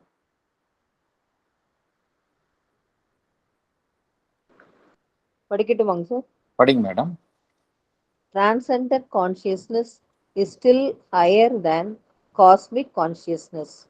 The silent, static Brahman at the transcendent and the active Brahman in manifestation are two aspects of one Brahman. They are not different. The worlds proceed from silence. Eternal passivity makes possible eternal activity. Immutable Brahman lends its impartial support to mutable Brahman. Man becomes perfect only when his external activities are supported by calm and passivity of Brahman within. The silence within is the perennial supplier of energy for work outside the universe. Silence supports cosmic activity. The incompatibility between silence and activity is due to the error of our limited mind. Thank you, sir. Thank you. இப்போ இதை பார்த்தா நம்மளுக்கு புரியும் எப்படி இந்த சாப்டரை பகவான் அமைத்துள்ளார் என்றால் மெல்ல மெல்ல மெல்ல முரண்பாடுகளிலிருந்து ஒரு ஒருமையை கொண்டு ஒரு ஒத்திசைவை நோக்கி கொண்டு செல்கின்றார். எதற்காக என்றால் இந்த சாப்டரினுடைய தலைப்பே என்ன? ரியாலிட்டி ஆம்னிப்ரெசன்ட். எல்லாமே அந்த எங்கும் வியாபித்துள்ள அந்த பிரம்மன், அதுதான் இந்த சாப்டரினுடைய தலைப்பு. அந்த சாப்டரினுடைய தலைப்பை எடுத்த உடனே ஒரே வார்த்தையில சொன்னா புரியாது. அதற்காகத்தான் பகவான் மெல்ல மெல்ல கூறுகின்றார். மெட்டீரியலிஸ்ட் டினையல், அசெட்டிக்ஸ் ரெஃப்யூசல், இண்டிவிஜுவல் கான்சியஸ்னஸ்ல இருக்கும்போது அவ்வாறு தெரிகின்றது. காஸ்மிக் கான்சியஸ்னஸ்ல எல்லாமே ஒன்றாகி விடுகின்றது. காஸ்மிக் கான்சியஸ்னஸ்ல இண்டிவிஜுவல் லைஃப்ல இருக்கிற வரைக்கும் எல்லாமே ஸ்பிரிட் அண்ட் மேட்டர் வெவ்வேறாக தெரிகின்றது. காஸ்மிக் கான்சியஸ்னஸ்ல போனோன்னே எல்லாமே வந்து உருமாற்றம் அடைகின்றது. ஸோ டிவைன் லைஃப் சாத்தியமாகின்றது அப்படின்னு மெல்ல மெல்ல மெல்ல அழைத்து சொல்கின்றார். ஸோ இண்டிவிஜுவல் கான்சியஸ்னஸ்லேருந்து காஸ்மிக் கான்சியஸ்னஸ் வரைக்கும் பகவான் விளக்கம் கொடுத்தார். அடுத்தது என்ன விளக்கம் கொடுக்கின்றார்? அதற்கு அடுத்த நிலையான டிரான்சென்டென்ட் கான்சியஸ்னஸ், எல்லாம் கடந்த நிலை. இந்த 3 நிலைப்பாடுகளை நாம் அடிப்படையாக புரிந்து கொள்ள வேண்டும். லைஃப் டிவைன்ல 3 நிலைகள்: இண்டிவிஜுவல், காஸ்மிக் அண்ட் டிரான்சென்டென்ட். இது வந்து திரும்ப திரும்ப திரும்ப திரும்ப பகவான் லைஃப் டிவைன்ல கூறக்கூடிய ஒரு உண்மை, ஆன்மீக உண்மை. Individual, cosmic and transcendent. Individual self, cosmic self, transcendent self. இதுதான் 3 நிலைகளிலுமே நிறைய கருத்துக்கள் பகவான் சொல்லிக்கொண்டே போவார். காஸ்மிக் கான்சியஸ்னஸ்ல எல்லாமே ஒன்னா இருக்கின்றது பார்த்தோம். ஆனா காஸ்மிக் கான்சியஸ்னஸ் தாண்டிய ஒரு நிலை தான் டிரான்சென்டென்ட் கான்சியஸ்னஸ், அனைத்தையும் கடந்த நிலை. அது வந்து இதை விட உயர்வான நிலை.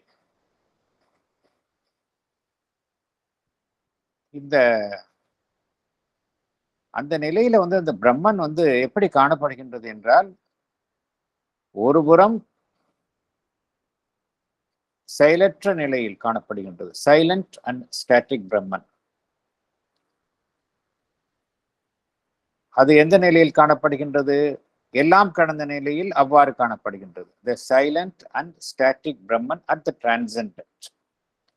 அதே பிரம்மன் தன்னை வெளிப்படுத்திக் கொள்ளும் பொழுது இந்த பிரபஞ்சத்தில் எவ்வாறு தன்னை வெளிப்படுத்திக் கொள்கின்றது? ஆக்டிவ் பிரம்மன், சைலண்டாக இருப்பது, ஆக்டிவாக தன்னை வெளிப்படுத்திக் கொள்கின்றது. இவை இரண்டுமே 2 ஆஸ்பெக்ட்ஸ் ஆஃப் ஒன் பிரம்மன் தான். இவை இரண்டும் வெவ்வேறானவை இல்லை. எதுக்காக கூறுகின்றார் என்றால், பகவான் எல்லாமே வந்து ஆம்னிபிரசன்ட் ரியாலிட்டி, அதை வலியுறுத்தும் வண்ணம் தான் எல்லா விதமான எதிரெதிரான நிலைகளையும் வைத்து எல்லாம் ஒன்றுதான் அப்படிங்கிற கருத்தை பகவான் கூறுகின்றார்.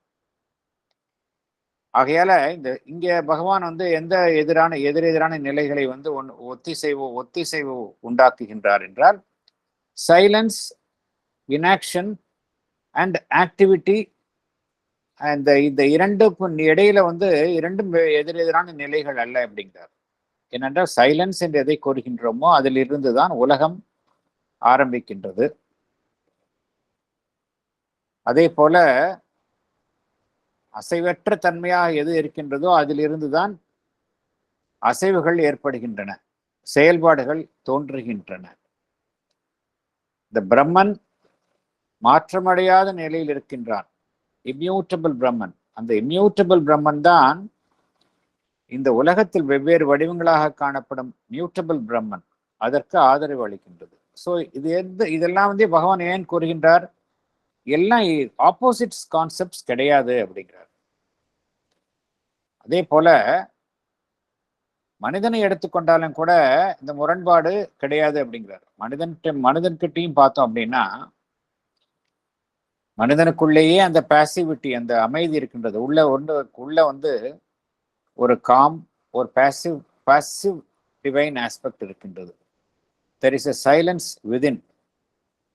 ஒவ்வொரு மனிதனுள்ளும் இந்த சைலன்ஸ் விதின் இருக்கின்றது. அதுதான் அவனுடைய வெளியில் நடைபெறும் செயல்பாட்டை ஆதரிக்கின்றது. Silence supports cosmic activity. ஆகையால இந்த சைலன்ஸையும் ஆக்டிவிட்டியும் நம்ம வந்து பொருந்தாத நிலைகளாக கருதக்கூடாது அப்படிங்கிறார். மனம் வந்து அவ்வாறு எண்ணுகின்றது.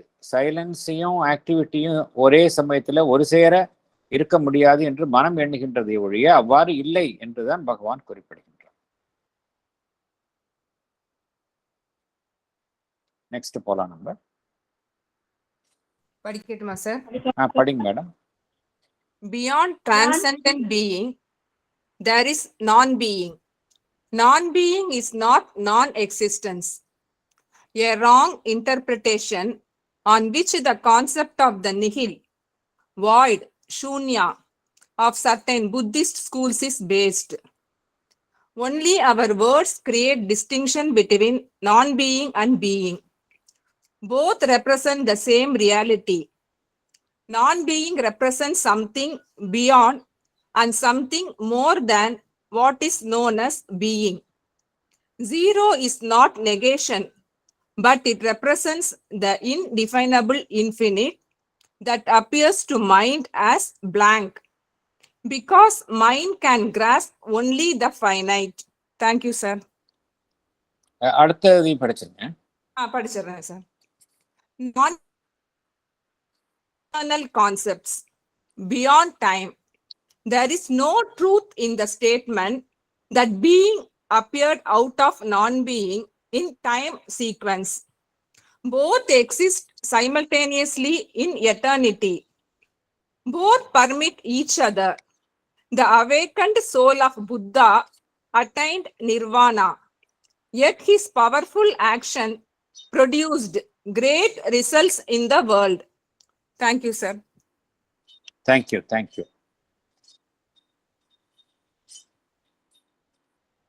எகைன் பகவான் வந்து எதிரெதிரான நிலைகளை எல்லாம் எதிரெதிரான நிலைகள் அல்ல அப்படிங்கிறார். இந்த நான் பீயிங் அப்படிங்கிறது கிடையாது. நான் பீயிங்கும் அந்த பீயிங் வந்து எதிரெதிரான நிலைகள் கிடையாது. நான் பீயிங் அப்படிங்கிறது நான் எக்ஸிஸ்டன்ஸ் கிடையாது, ஒன்றுமில்லாத நிலை அப்படிங்கிறது கிடையாது. அவ்வாறு தான் புத்திஸ்ட் ஸ்கூல்ஸ்ல அதை சூன்யம் என்று கூறினார்கள், அவ்வாறு இல்லை என்று கூறுகின்றார். நாம் என்ன செய்கின்றோம், இந்த அவ்வாறு ஒரு செயற்கையான ஒரு முரண்பாட்டை ஏற்படுத்துகின்றோம் அப்படிங்கிறார். நான் பீயிங் என்றால் அனைத்தையும் கடந்த இருக்கக்கூடிய அந்த பிரம்மனினுடைய நிலை, அனைத்தையும் கடந்த நிலை. அதே போல எதை நாம் பூஜ்யம் என்று கூறுகின்றோமோ அது வந்து அங்கு ஒன்றுமில்லாமல் இருப்பது அல்ல. அது எதை வெளிப்படுத்துகின்றது என்றால் விளக்கவே முடியாத ஒரு அனந்தமான நிலை, எல்லை கடந்த நிலையைத்தான் அது வெளிப்படுத்துகின்றது. Zero is not negation. It represents the indefinable, infinite. மனத்தலம் அது வந்து நம்பர் 1 எந்த விதமான விளக்கத்திற்கும் உட்படாதது, எல்லைகளுக்கு அப்பாற்பட்டது. அத்தகைய ஒரு விஷயத்தை மனம் பார்க்கும் பொழுது அங்க வந்து ஒரு பிளாங்கா இருக்கு. உடனே நம்ம என்ன சொல்றோம், அது வந்து சூன்யம் அப்படிங்கிறோம். But it's not true. அதில்தான் எல்லாமே அடங்கி உள்ளது என்று பகவான் கூறுகின்றார்.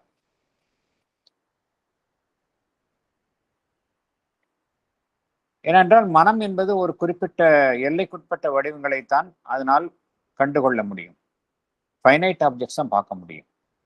ஆகையால இந்த நான் பீயிங் பீயிங் என்கின்ற ஒரு எதிரெதிரான நிலைகளை தோற்றுவிப்பது தவறு.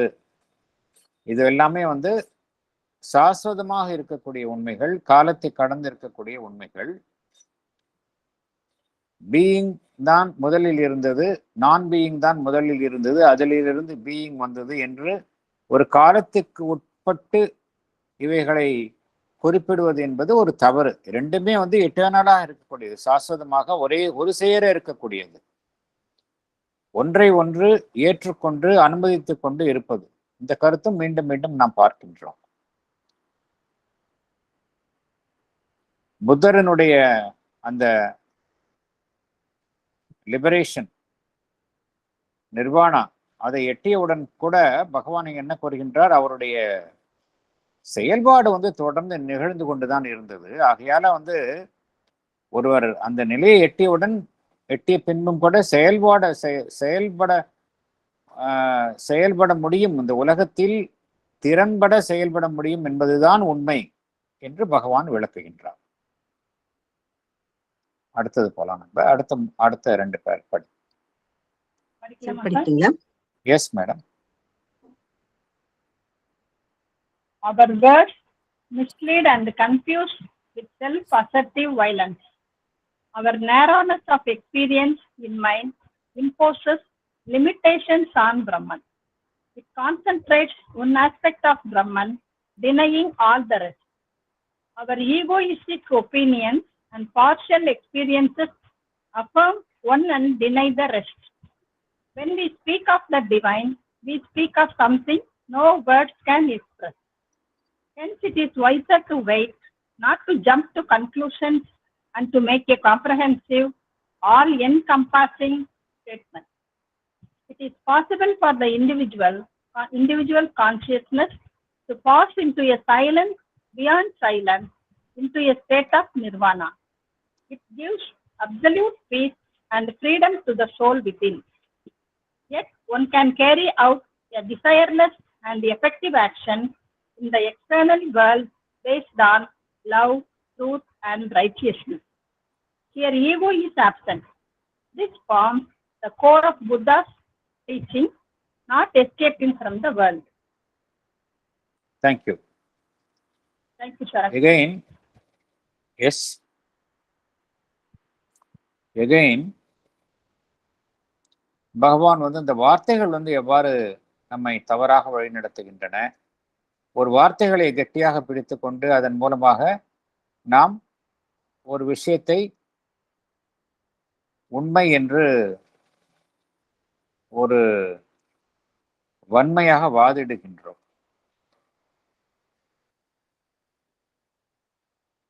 நம்முடைய மனம் ஒரு குறுகிய அனுபவத்தின் அடிப்படையில் தான் செயல்படுகின்றது. தன்னுடைய குறுகிய அனுபவத்தின் மூலம் என்ன செய்கின்றது என்றால், அந்த எல்லா எல்லைகளுக்கும் அப்பாற்பட்ட அந்த பிரம்மனின் மீது நம்முடைய மனம் எல்லைகளை வகுக்கின்றது, திணிக்கின்றது. ஆகையால் தான் மனம் என்ன செய்கின்றது, அந்த பிரம்மன் அதனுடைய ஒரு ஆஸ்பெக்ட் அதை எடுத்துக்கொண்டு மற்றதை அது மறுக்கின்றது. எப்படி குருடன் ஒரு யானையினுடைய ஒரு பாகத்தை எடுத்துக்கொண்டு அதுதான் முழுமையான யானை என்று விளக்க முயற்பட்டார்களோ, அதே போலதான் நம்முடைய மனம் என்ன செய்கின்றது, ஒரு ஆஸ்பெக்ட் ஆஃப் பிரம்மன் அதை எடுத்துக்கொண்டு மற்றொன்றை அது விளக்குகின்றது. அதே போன்றுதான் நம்முடைய ஈகோவை சார்ந்த எண்ணங்கள், பகுதி அனுபவங்கள், இவை எல்லாமே அந்த ஒன்றை மாத்திரமே வலியுறுத்தி மற்றதை அவைகள் மறுக்கின்றன.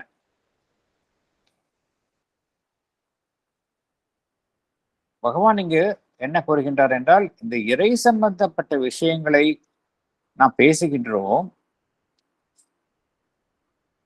ஆனால் ஒன்றை புரிந்து கொள்ள வேண்டும், நாம் பேசும் விஷயம் வார்த்தைகளினால் விளக்க முடியாத ஒன்றை வார்த்தைகளின் மூலம் பேச முயலுகின்றோம். இந்த உண்மையை நாம் புரிந்து கொண்டு பேச வேண்டும் அப்படிங்கிறார். டிவைனை குறித்து பேசும் பொழுது அதை வார்த்தைகளால் விளக்கவே முடியாத ஒன்றை வார்த்தைகளினால் விளக்குகின்றோம். ஆகையால் அந்த வார்த்தைகளை கெட்டியாக பிடித்து கொண்டு நான் கூறுவதுதான் உண்மை என்று ஒருமுனைப்பட்ட ஒருதலை பட்சமாக ஒரு மனிதர் இருக்க முடியாது என்று பகவான் குறிப்பிடுகின்றார். ஆகையால பகவான் என்ன கூறுகின்றார், நாம் பொறுமையாக இருக்க வேண்டும், அவசரப்பட்டு எந்த முடிவுக்கு வரக்கூடாது. இந்த பிரம்மன் இப்படிப்பட்டதுதான் என்று அவசரப்பட்டு எந்த முடிவுக்கும் வர முடியாது. நாம் அனைத்தையும் தழுவிய ஒரு ஒரு ஒரு ஒரு ஒரு உண்மையை நாம் கூற வேண்டும் என்றால், அந்த உண்மை எதன் அடிப்படையில் கூறப்பட வேண்டும் என்றால், அனைத்தையும் தழுவிய, அனைத்தையும் உள்ளடக்கிய ஒரு ஒரு பரந்த நிலையில்தான் அந்த உண்மை இருக்க வேண்டுமே தவிர ஒரு குறுகிய நிலையில் அந்த உண்மையை வெளிப்படுத்த முடியாது என்று பகவான் குறிப்பிடுகின்றார். ஆகையால் தான் ஒரு அனுபவத்தை வைத்துக்கொண்டு மற்ற அனுபவத்தை எதிரான நிலையில் வைத்து பார்ப்பது தவறு. ஏன் இந்த கருத்தை எல்லாம் கூறுகின்றார் என்றால், இந்த எதிரெதிரான நிலைகள் எல்லாமே அந்த ரியாலிட்டி எங்கும் நிறைந்துள்ள அந்த இறைமையைத்தான் வெளிப்படுத்துகின்றன என்ற கருத்தை வலியுறுத்தும் வண்ணம் தான் பகவான் கூறுகின்றார். எப்படி புத்தர் அந்த நிர்வாணிக் ஸ்டேட்ல சைலன்ஸ், கம்ப்ளீட் சைலன்ஸ் அதில் இருந்தாலும் கூட அந்த சைலன்ஸ் எதை தருகின்றது என்றால், it gives absolute peace and freedom to soul with it. அவ்வாறு இருக்கும் நிலையில் கூட அந்த வெளிப்புறத்தில் ஒருவர் திறம்பட செயல்பட முடியும், பற்றற்று செயல்பட முடியும். உயர் அம்சங்களை தன்னுள் கொண்டு அன்பு, உண்மை, ரைட்டியஸ்னஸ்னா சரியாக செய்வது, இத்தகைய அம்சங்களுடன் ஒருவர் செயல்பட முடியும். அந்த நிலையில் அவருக்கு அந்த ஈகோ இருப்பது இல்லை. இதுதான் புத்தரினுடைய அடிப்படை போதனை. உலகத்திலிருந்து தப்பித்துச் செல்வது அல்ல என்று பகவான் குறிப்பிடுகின்றார். ஏனென்றால் இந்த தப்பாக எதை ஏன் நாம் கூறுகின்றோம் என்றால், வார்த்தைகளை வைத்துக்கொண்டு எதிரெதிரான நிலைகளை உருவாக்கி நாம் தவறுதலாக புரிந்து கொள்கின்றோம் என்று பகவான் குறிப்பிடுகின்றார். அடுத்தது போலாம். Yes, please. In cosmic consciousness, spirit and matter are reconciled. In transcendent consciousness, all assertions and negations are reconciled. Affirmations are ascensions of status or activity in the unknowable. Negations are freedom from and in that status or activity. The unknowable is something which continually formulates itself to our consciousness and continually escapes from the formulation it has made. It is not an act of magic. Omnipresent reality is Brahman and not an omnipresent cause of illusions. Thank you, sir. Thank you. பகவான் இங்கு அடிப்படை இங்க கூறும் உண்மை என்னவென்றால், எல்லாமே ஒரு இசைவுள்ள நிலையில் தான் பொருந்தி உள்ளன. காஸ்மிக் கான்சியஸ்னஸ்ல பார்த்தோம்னா அந்த பிரபஞ்சம் தழுவிய உணர்வு நிலையில சடப்பொருளும் மெய்ப்பொருளும் அங்க பொருந்தி காணப்படுகின்றன. அதே போல அதையும் கடந்த நிலையில பார்த்தோம் அப்படின்னா, டிரான்சென்டென்ட் கான்சியஸ்னஸ்ல எல்லா விதமான உறுதிப்பாடுகளும் எல்லா விதமான மறுப்புகளும் அங்கு ஒரு ஒத்திசைவுடன் காணப்படுகின்றன. ஒரு இசைவோடு அங்கு பொருந்தி காணப்படுகின்றன. எதை நாம் உறுதிப்பாடு என்று கூறுகின்றோமோ, அஃபர்மேஷன்ஸ், அது ஒரு நிலைப்பாட்டை அது உறுதி செய்கின்றது. ஒரு நிலைப்பாட்டையோ ஒரு செயல்பாட்டையோ உறுதி செய்கின்றது. அதே போல எதை மறுப்புகளாக கூறுகின்றோமோ அது அந்த செயல்பாடுகளிலிருந்து விடுபட்டு இருக்கும் அந்த சுதந்திரத்தை தான் காட்டுகின்றதை ஒழிய அஃபர்மேஷன்ஸ் அண்ட் நெகேஷன்ஸ் என்பது எதிரெதிரான நிலைகள் அல்ல என்று பகவான் குறிப்பிடுகின்றார். அஃபர்மேஷன்ஸ் குறித்து நாம் கூறுகின்றோம், இந்த உலகம் என்பது உண்மை, உலகம்தான் மேட்டர் தான் உண்மை என்பது அஃபர்மேஷன். நெகேஷன்ஸ் என்பது இந்த உலகம் என்பது உண்மை அல்ல, எங்கோ இருக்கக்கூடிய அந்த பரம்பொருள் அதுதான் உண்மை, இது நெகேஷன். இது கீழே இந்த லெவல்ல பார்க்கும்பொழுது ஒன்றோடு ஒன்று முரண்பட்ட விஷயங்களாக எதிரெதிரான நிலைகள் காணப்படுகின்றன. இதே உண்மைகள் அந்த டிரான்சென்டென்ட் லெவல்ல போகும்பொழுது ஒரே விஷயத்தை வெவ்வேறு விதமாகத்தான் வெளிப்படுத்துகின்றன. எதையெல்லாம் உறுதிப்படுத்துகின்றோமோ அதெல்லாம் அந்த ஆக்டிவிட்டியை அந்த நிலைப்பாட்டை தான் உறுதிப்படுத்துகின்றன. எதையெல்லாம் மறுக்கின்றோமோ அது நாம் எதையெல்லாம் உறுதிப்படுத்தினோமோ அதிலிருந்து விடுபட்டு இருக்கும் அதனுடைய சுதந்திரத்தை காட்டுகின்றதை ஒழிய உண்மையிலேயே மறுப்பு அல்ல அப்படிங்கிறார். Negations are freedom from and in that status or activity. ஃப்ரீடத்தை அதிலிருந்து விலகி இருக்கும் அதனுடைய ஒரு சுதந்திரத்தை தான் காட்டுகின்றதை ஒழிய மறுப்பு அல்ல. எதை நாம் அறிய முடியாதது என்று கூறுகின்றோமோ, அன்னோவபிள் என்று கூறுகின்றோமோ, நம்ம அவை எல்லாமே பார்த்தோம் அப்படின்னா நம்முடைய உணர்வு நிலையில் உண்டாகும், தொடர்ச்சியாக உண்டாகும் ஒரு உருவாக்கங்கள் தான். ஆனா அந்த உருவாக்கங்கள் என்ன அப்படின்னா, நம்மளுடைய உணர்வு நிலையில் ஒரு உருவாக்கம் தோன்றுகின்றது. ஆனால் எது உருவாகியதோ அதையும் தாண்டி அது செல்கின்றது. ஆகையால ஒரு ஒரு ஒரு ஒரு வடிவத்திற்குள் அது சிக்குவது இல்லை. அப்படித்தானே இருக்கும். டிவைன்கிறது அப்படித்தானே. டிவைனை நம்ம எப்படிதான் நம்ம ஒரு ஃபார்முலாக்குள்ள கொண்டு வந்து சிரமப்பட்டு கொண்டு வந்தாலும் கூட எகைன் அந்த ஃபார்முலாவெல்லாம் தாண்டி போயிடும் டிவைன். அதுதான் divine. Otherwise it cannot be the divine. டிவைனை வந்து ஒரு எந்த விதமான ஒரு கோட்பாடுகளுக்குள்ள கட்டுப்படுத்த முடியாது. அதைத்தான் பகவான் குறிப்பிடுகின்றார். கண்டினியூஸா நம்ம உணர்வு நிலையில ஃபார்முலேட் பண்ணிட்டே இருந்தாலும் கூட அது எல்லாம் அது வந்து தாண்டி போயிடும் அப்படிங்கிறார். அவ்வாறு செல்வது என்பது ஒரு மாய வித்தை கிடையாது அப்படிங்கிறார். It is not an act of magic. அது வந்து இறைவனுடைய ஒரு அடிப்படை அம்சம். ஏனென்றால் பிரம்மன் தான் அவ்வாறு இருக்கின்றதை ஒழிய அது வந்து ஒரு மாய தோற்றங்களை தோற்றுவிக்கும் ஒரு அமைப்பு அல்ல அப்படிங்கிறார். அடுத்தது போலாம் நம்ம. சரி, படிக்கிறீங்களா? Yes madam. The true Advaita, real monism, admits all things as one Brahman, not as Brahman and not Brahman, self and not self. Brahman is self-conscient all and not a limited personality.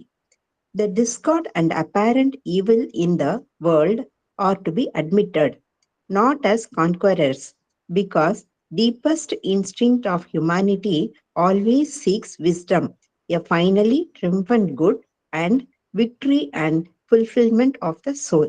Thank you, sir. நான் அடுத்ததையும் படிச்சிருங்க.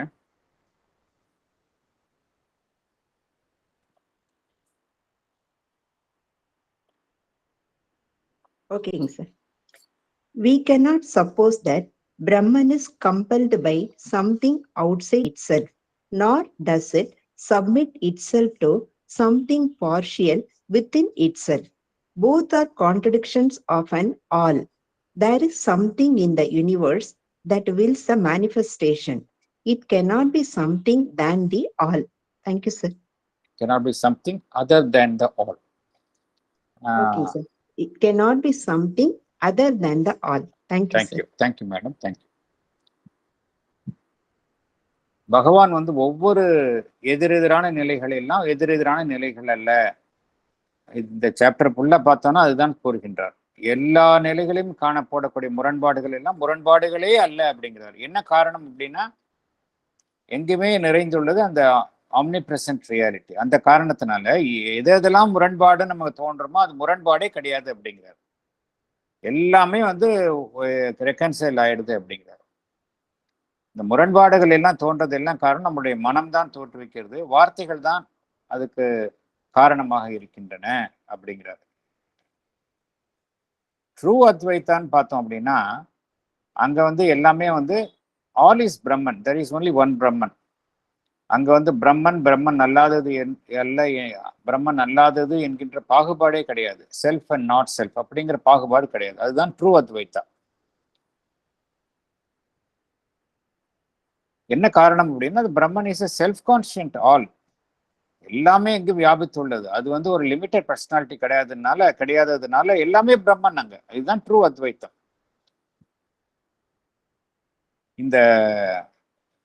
ஆனால் இந்த மாயாவாதிகள் கூறும் அத்வைத்தம், இல்லூஷனிஸ்ட் அத்வைத்தால தான் வந்து அவங்க வந்து பிரிச்சு சொல்றாங்க. பிரம்மன் வேறு, பிரம்மன் அல்லாதது வேறு என்று பிரிக்கிறார்கள். உண்மையிலேயே அது இல்லை அப்படிங்கிறார் பகவான். அப்புறம் நாம் ஏற்கனவே பார்த்த நாம் இந்த உலகத்தில் எதிர்கொள்ளும் எதிர்மறையான விஷயங்கள் எல்லாமே வந்து எதிர்மறையான விஷயங்கள் இல்லை என்று நாம் எண்ணக்கூடாது. அது இருக்கின்றது என்பதை ஒப்புக்கொள்ளதான் வேண்டும். ஆனால் அவைகள்தான் இறுதியாக நம்மை வெற்றி கொள்ளும் என்று நினைக்கக்கூடாது அப்படிங்கிறார். The discord and apparent evil in the world are to be admitted not as conquerors. இதுதான் இந்த உலகம்னா அப்படிதான் இருக்கும். இந்த உலகம் எப்பொழுதுமே வந்து தீமையில் தான் இருக்கும், முரண்பாட்டில் தான் இருக்கும் அப்படிங்கிற ஒரு முடிவுக்கு வரக்கூடாது அப்படிங்கிறாரு. என்ன காரணம்? என்ன காரணத்தினால் பகவான் அவ்வாறு கூறுகின்றார் என்றால் மனித குலத்தினுடைய ஒரு ஆழமான அந்த இன்ஸ்டிங்க்ட், உள்ளுணர்வு எதை நாடுகின்றது என்றால் ஒரு ஞானத்தை நாடுகின்றது. ஒரு இறுதி வெற்றியாக நல்ல விஷயங்கள் நடக்க வேண்டும், அதனுடைய வெற்றி இறுதியாக இருக்க வேண்டும், நல்ல விஷயங்கள் வெற்றி பெற வேண்டும் என்கின்ற என்பதை நாடுவதாக இருக்கின்றது. அதன் மூலமாக இந்த ஆன்மா ஒரு முழு நிறைவை எட்ட வேண்டும் என்பதில் மனித குலத்தினுடைய அந்த இன்ஸ்டிங்க்ட், டீப்பஸ்ட் இன்ஸ்டிங்க்ட் அவ்வாறு இருப்பதனால் நாம் இந்த உலகத்தில் தற்பொழுது எதிர்கொள்ளும் இந்த பொய்மை, தீமை இதெல்லாம் நாம் இருக்கின்றது என்பதை ஏற்றுக்கொண்டாலும் கூட, ஒப்புக்கொண்டாலும் கூட, அவைகள்தான் இறுதியில் வெல்லும் என்று நாம் எண்ணிவிடக் கூடாது அப்படிங்கிறார். இதுதான் நம்ம ஃபர்ஸ்ட் சாப்டர்லையும் பார்த்தோம். Human aspiration. மீண்டும் மீண்டும் மனித மனம் அந்த உயர்வான என்னதான் தோல்வி அடைந்தாலும் வீழ்ச்சி உற்றாலும் சரி, மீண்டும் மீண்டும் மனித மனம் உயர் விஷயங்களை நாடி நாடி செல்கின்றது அப்படிங்கிறத பார்த்தோம். ஆகையால இந்த பிரம்மன் என்பது ஒன்றுதான், அதற்கு அப்பாற்பட்ட விஷயம் எதுவுமே கிடையாது, அதற்கு மாறாக ஒன்றும் அதனுள் கிடையாது, எதுவுமே அதிலிருந்து முரண்படுவதே கிடையாது. இந்த பிரபஞ்சம் முழுவதும் எது வியாபித்துள்ளது என்றால் அந்த பிரம்மன் தான். பிரம்மன் அல்லாதது எதுவுமே கிடையாது என்பதுதான் உண்மை. அடுத்த பேராகிராஃப் போகலாம், அடுத்த 2 போகலாம்.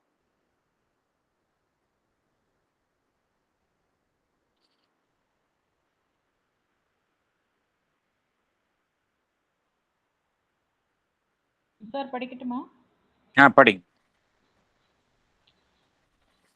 We cannot suppose that Brahman is compelled by something outside itself, nor does it submit itself to something partial within itself. Both are contradictions of an all. There is something in the universe that wills the manifestation. It cannot be something other than the all. Whatever is willed in the world has been ultimately willed by the Brahman.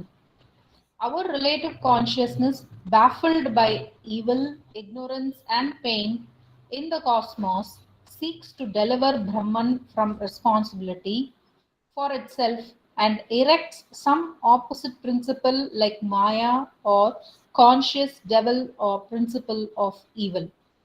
அடுத்ததையும் படிங்க.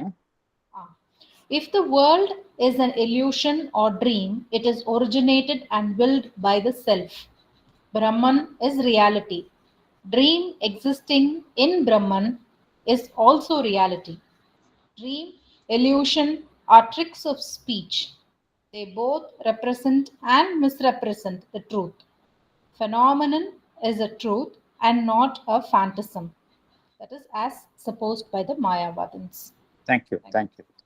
இந்த கருத்துக்கள் இல்லாமல் நாம் தற்பொழுது பார்த்த கருத்துக்கள் தான். ஆகையால பிரம்மன் அதனிலிருந்து மாறுபட்ட ஒன்றால் அது நிர்பந்திக்கப்படுவதில்லை. பிரம்மனுள் ஏதோ ஒன்று பகுதியாக இருந்து கொண்டு அதனில் இருந்து வேறுபடுகின்றது என்பது உண்மை அல்ல. ஆகையால இந்த உலகத்தில் எதுவெல்லாம் சங்கல்பிக்கப்படுகின்றதோ அவை அனைத்துமே அந்த பிரம்மனினால் தான் சங்கல்பிக்கப்படுகின்றது. ஆனால் நம்முடைய உணர்வு நிலை ஒரு குறுகிய எல்லைக்குள் இருந்து கொண்டு நாம் எதிர்கொள்ளும் அந்த தீமை, அறியாமை, வலி என்கின்ற விஷயங்களினால் நாம் அதிர்ச்சி அடைகின்றோம், குழப்பம் அடைகின்றோம். அதனால் நாம் என்ன கூறுகின்றோம் என்றால் இதற்கும் அந்த பிரம்மனுக்கும் சம்பந்தம் இல்லை என்று பிரித்து அதிலிருந்து விலக்குகின்றோம். நல்ல விஷயங்களை பிரம்மனை சார்ந்த விஷயங்களாகவும், தீமையான விஷயங்களை அதற்கு எதிரான சக்தியின் செயல்பாடாகவும் பார்க்கின்றோம்.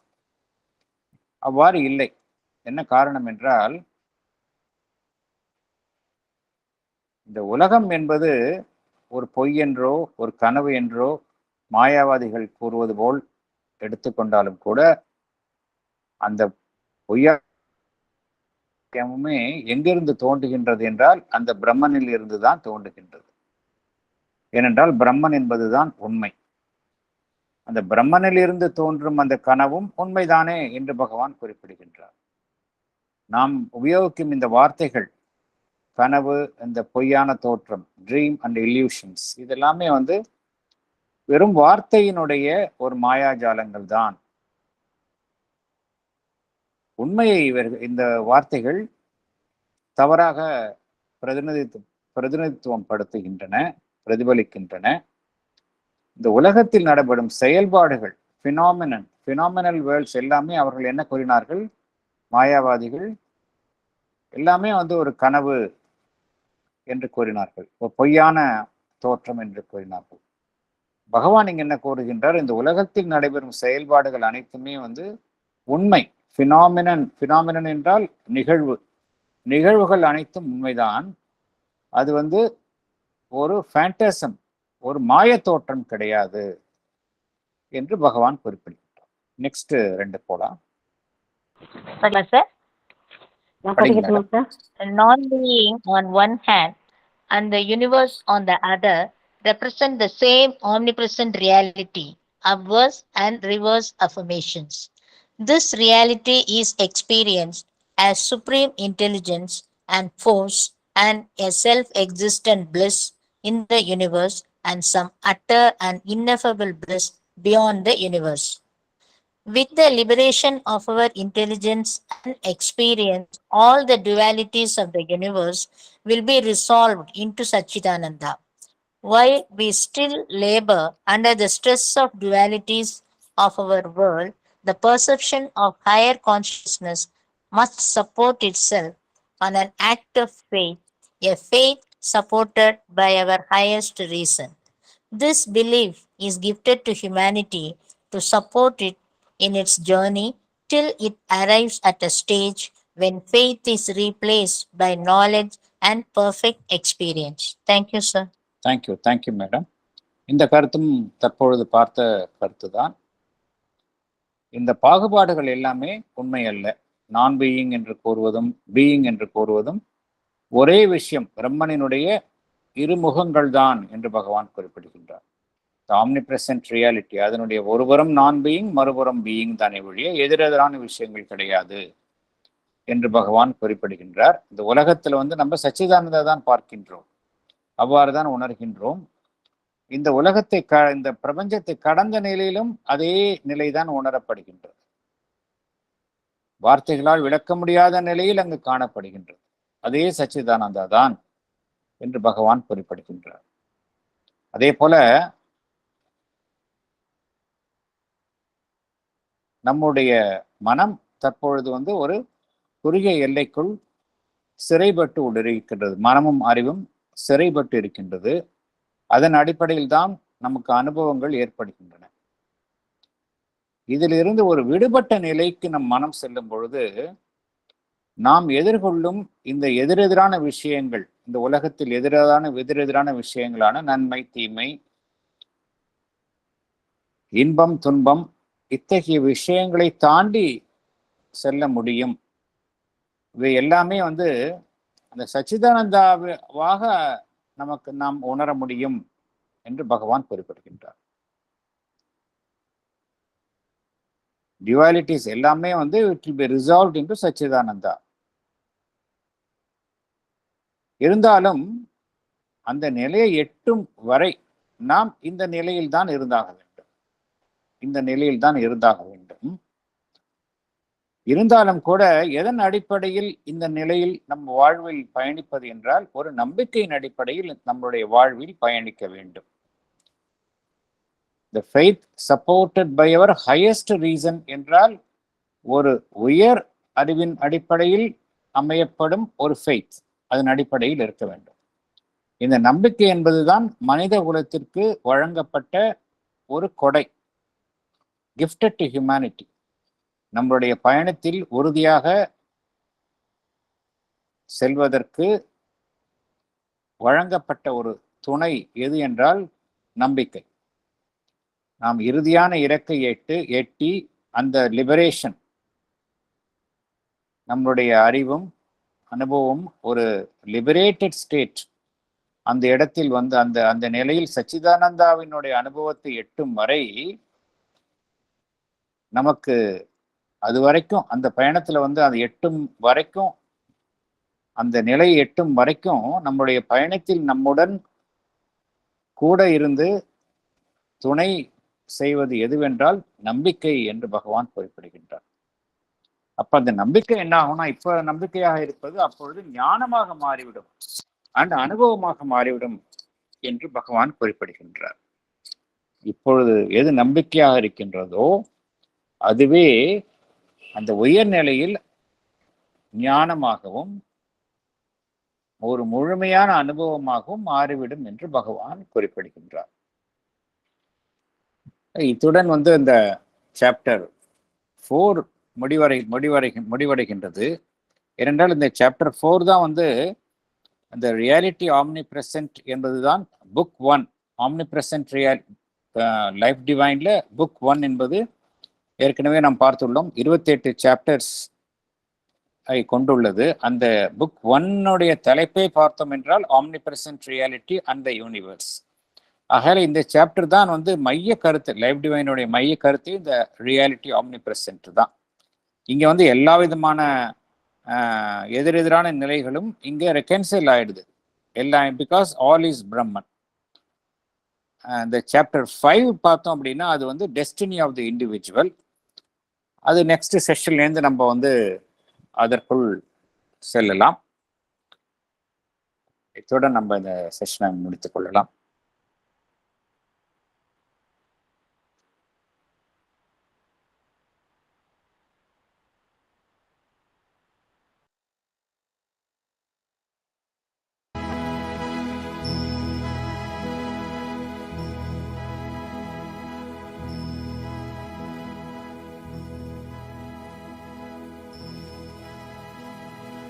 Let us all try to be worthy of Sri Bindu's centenary.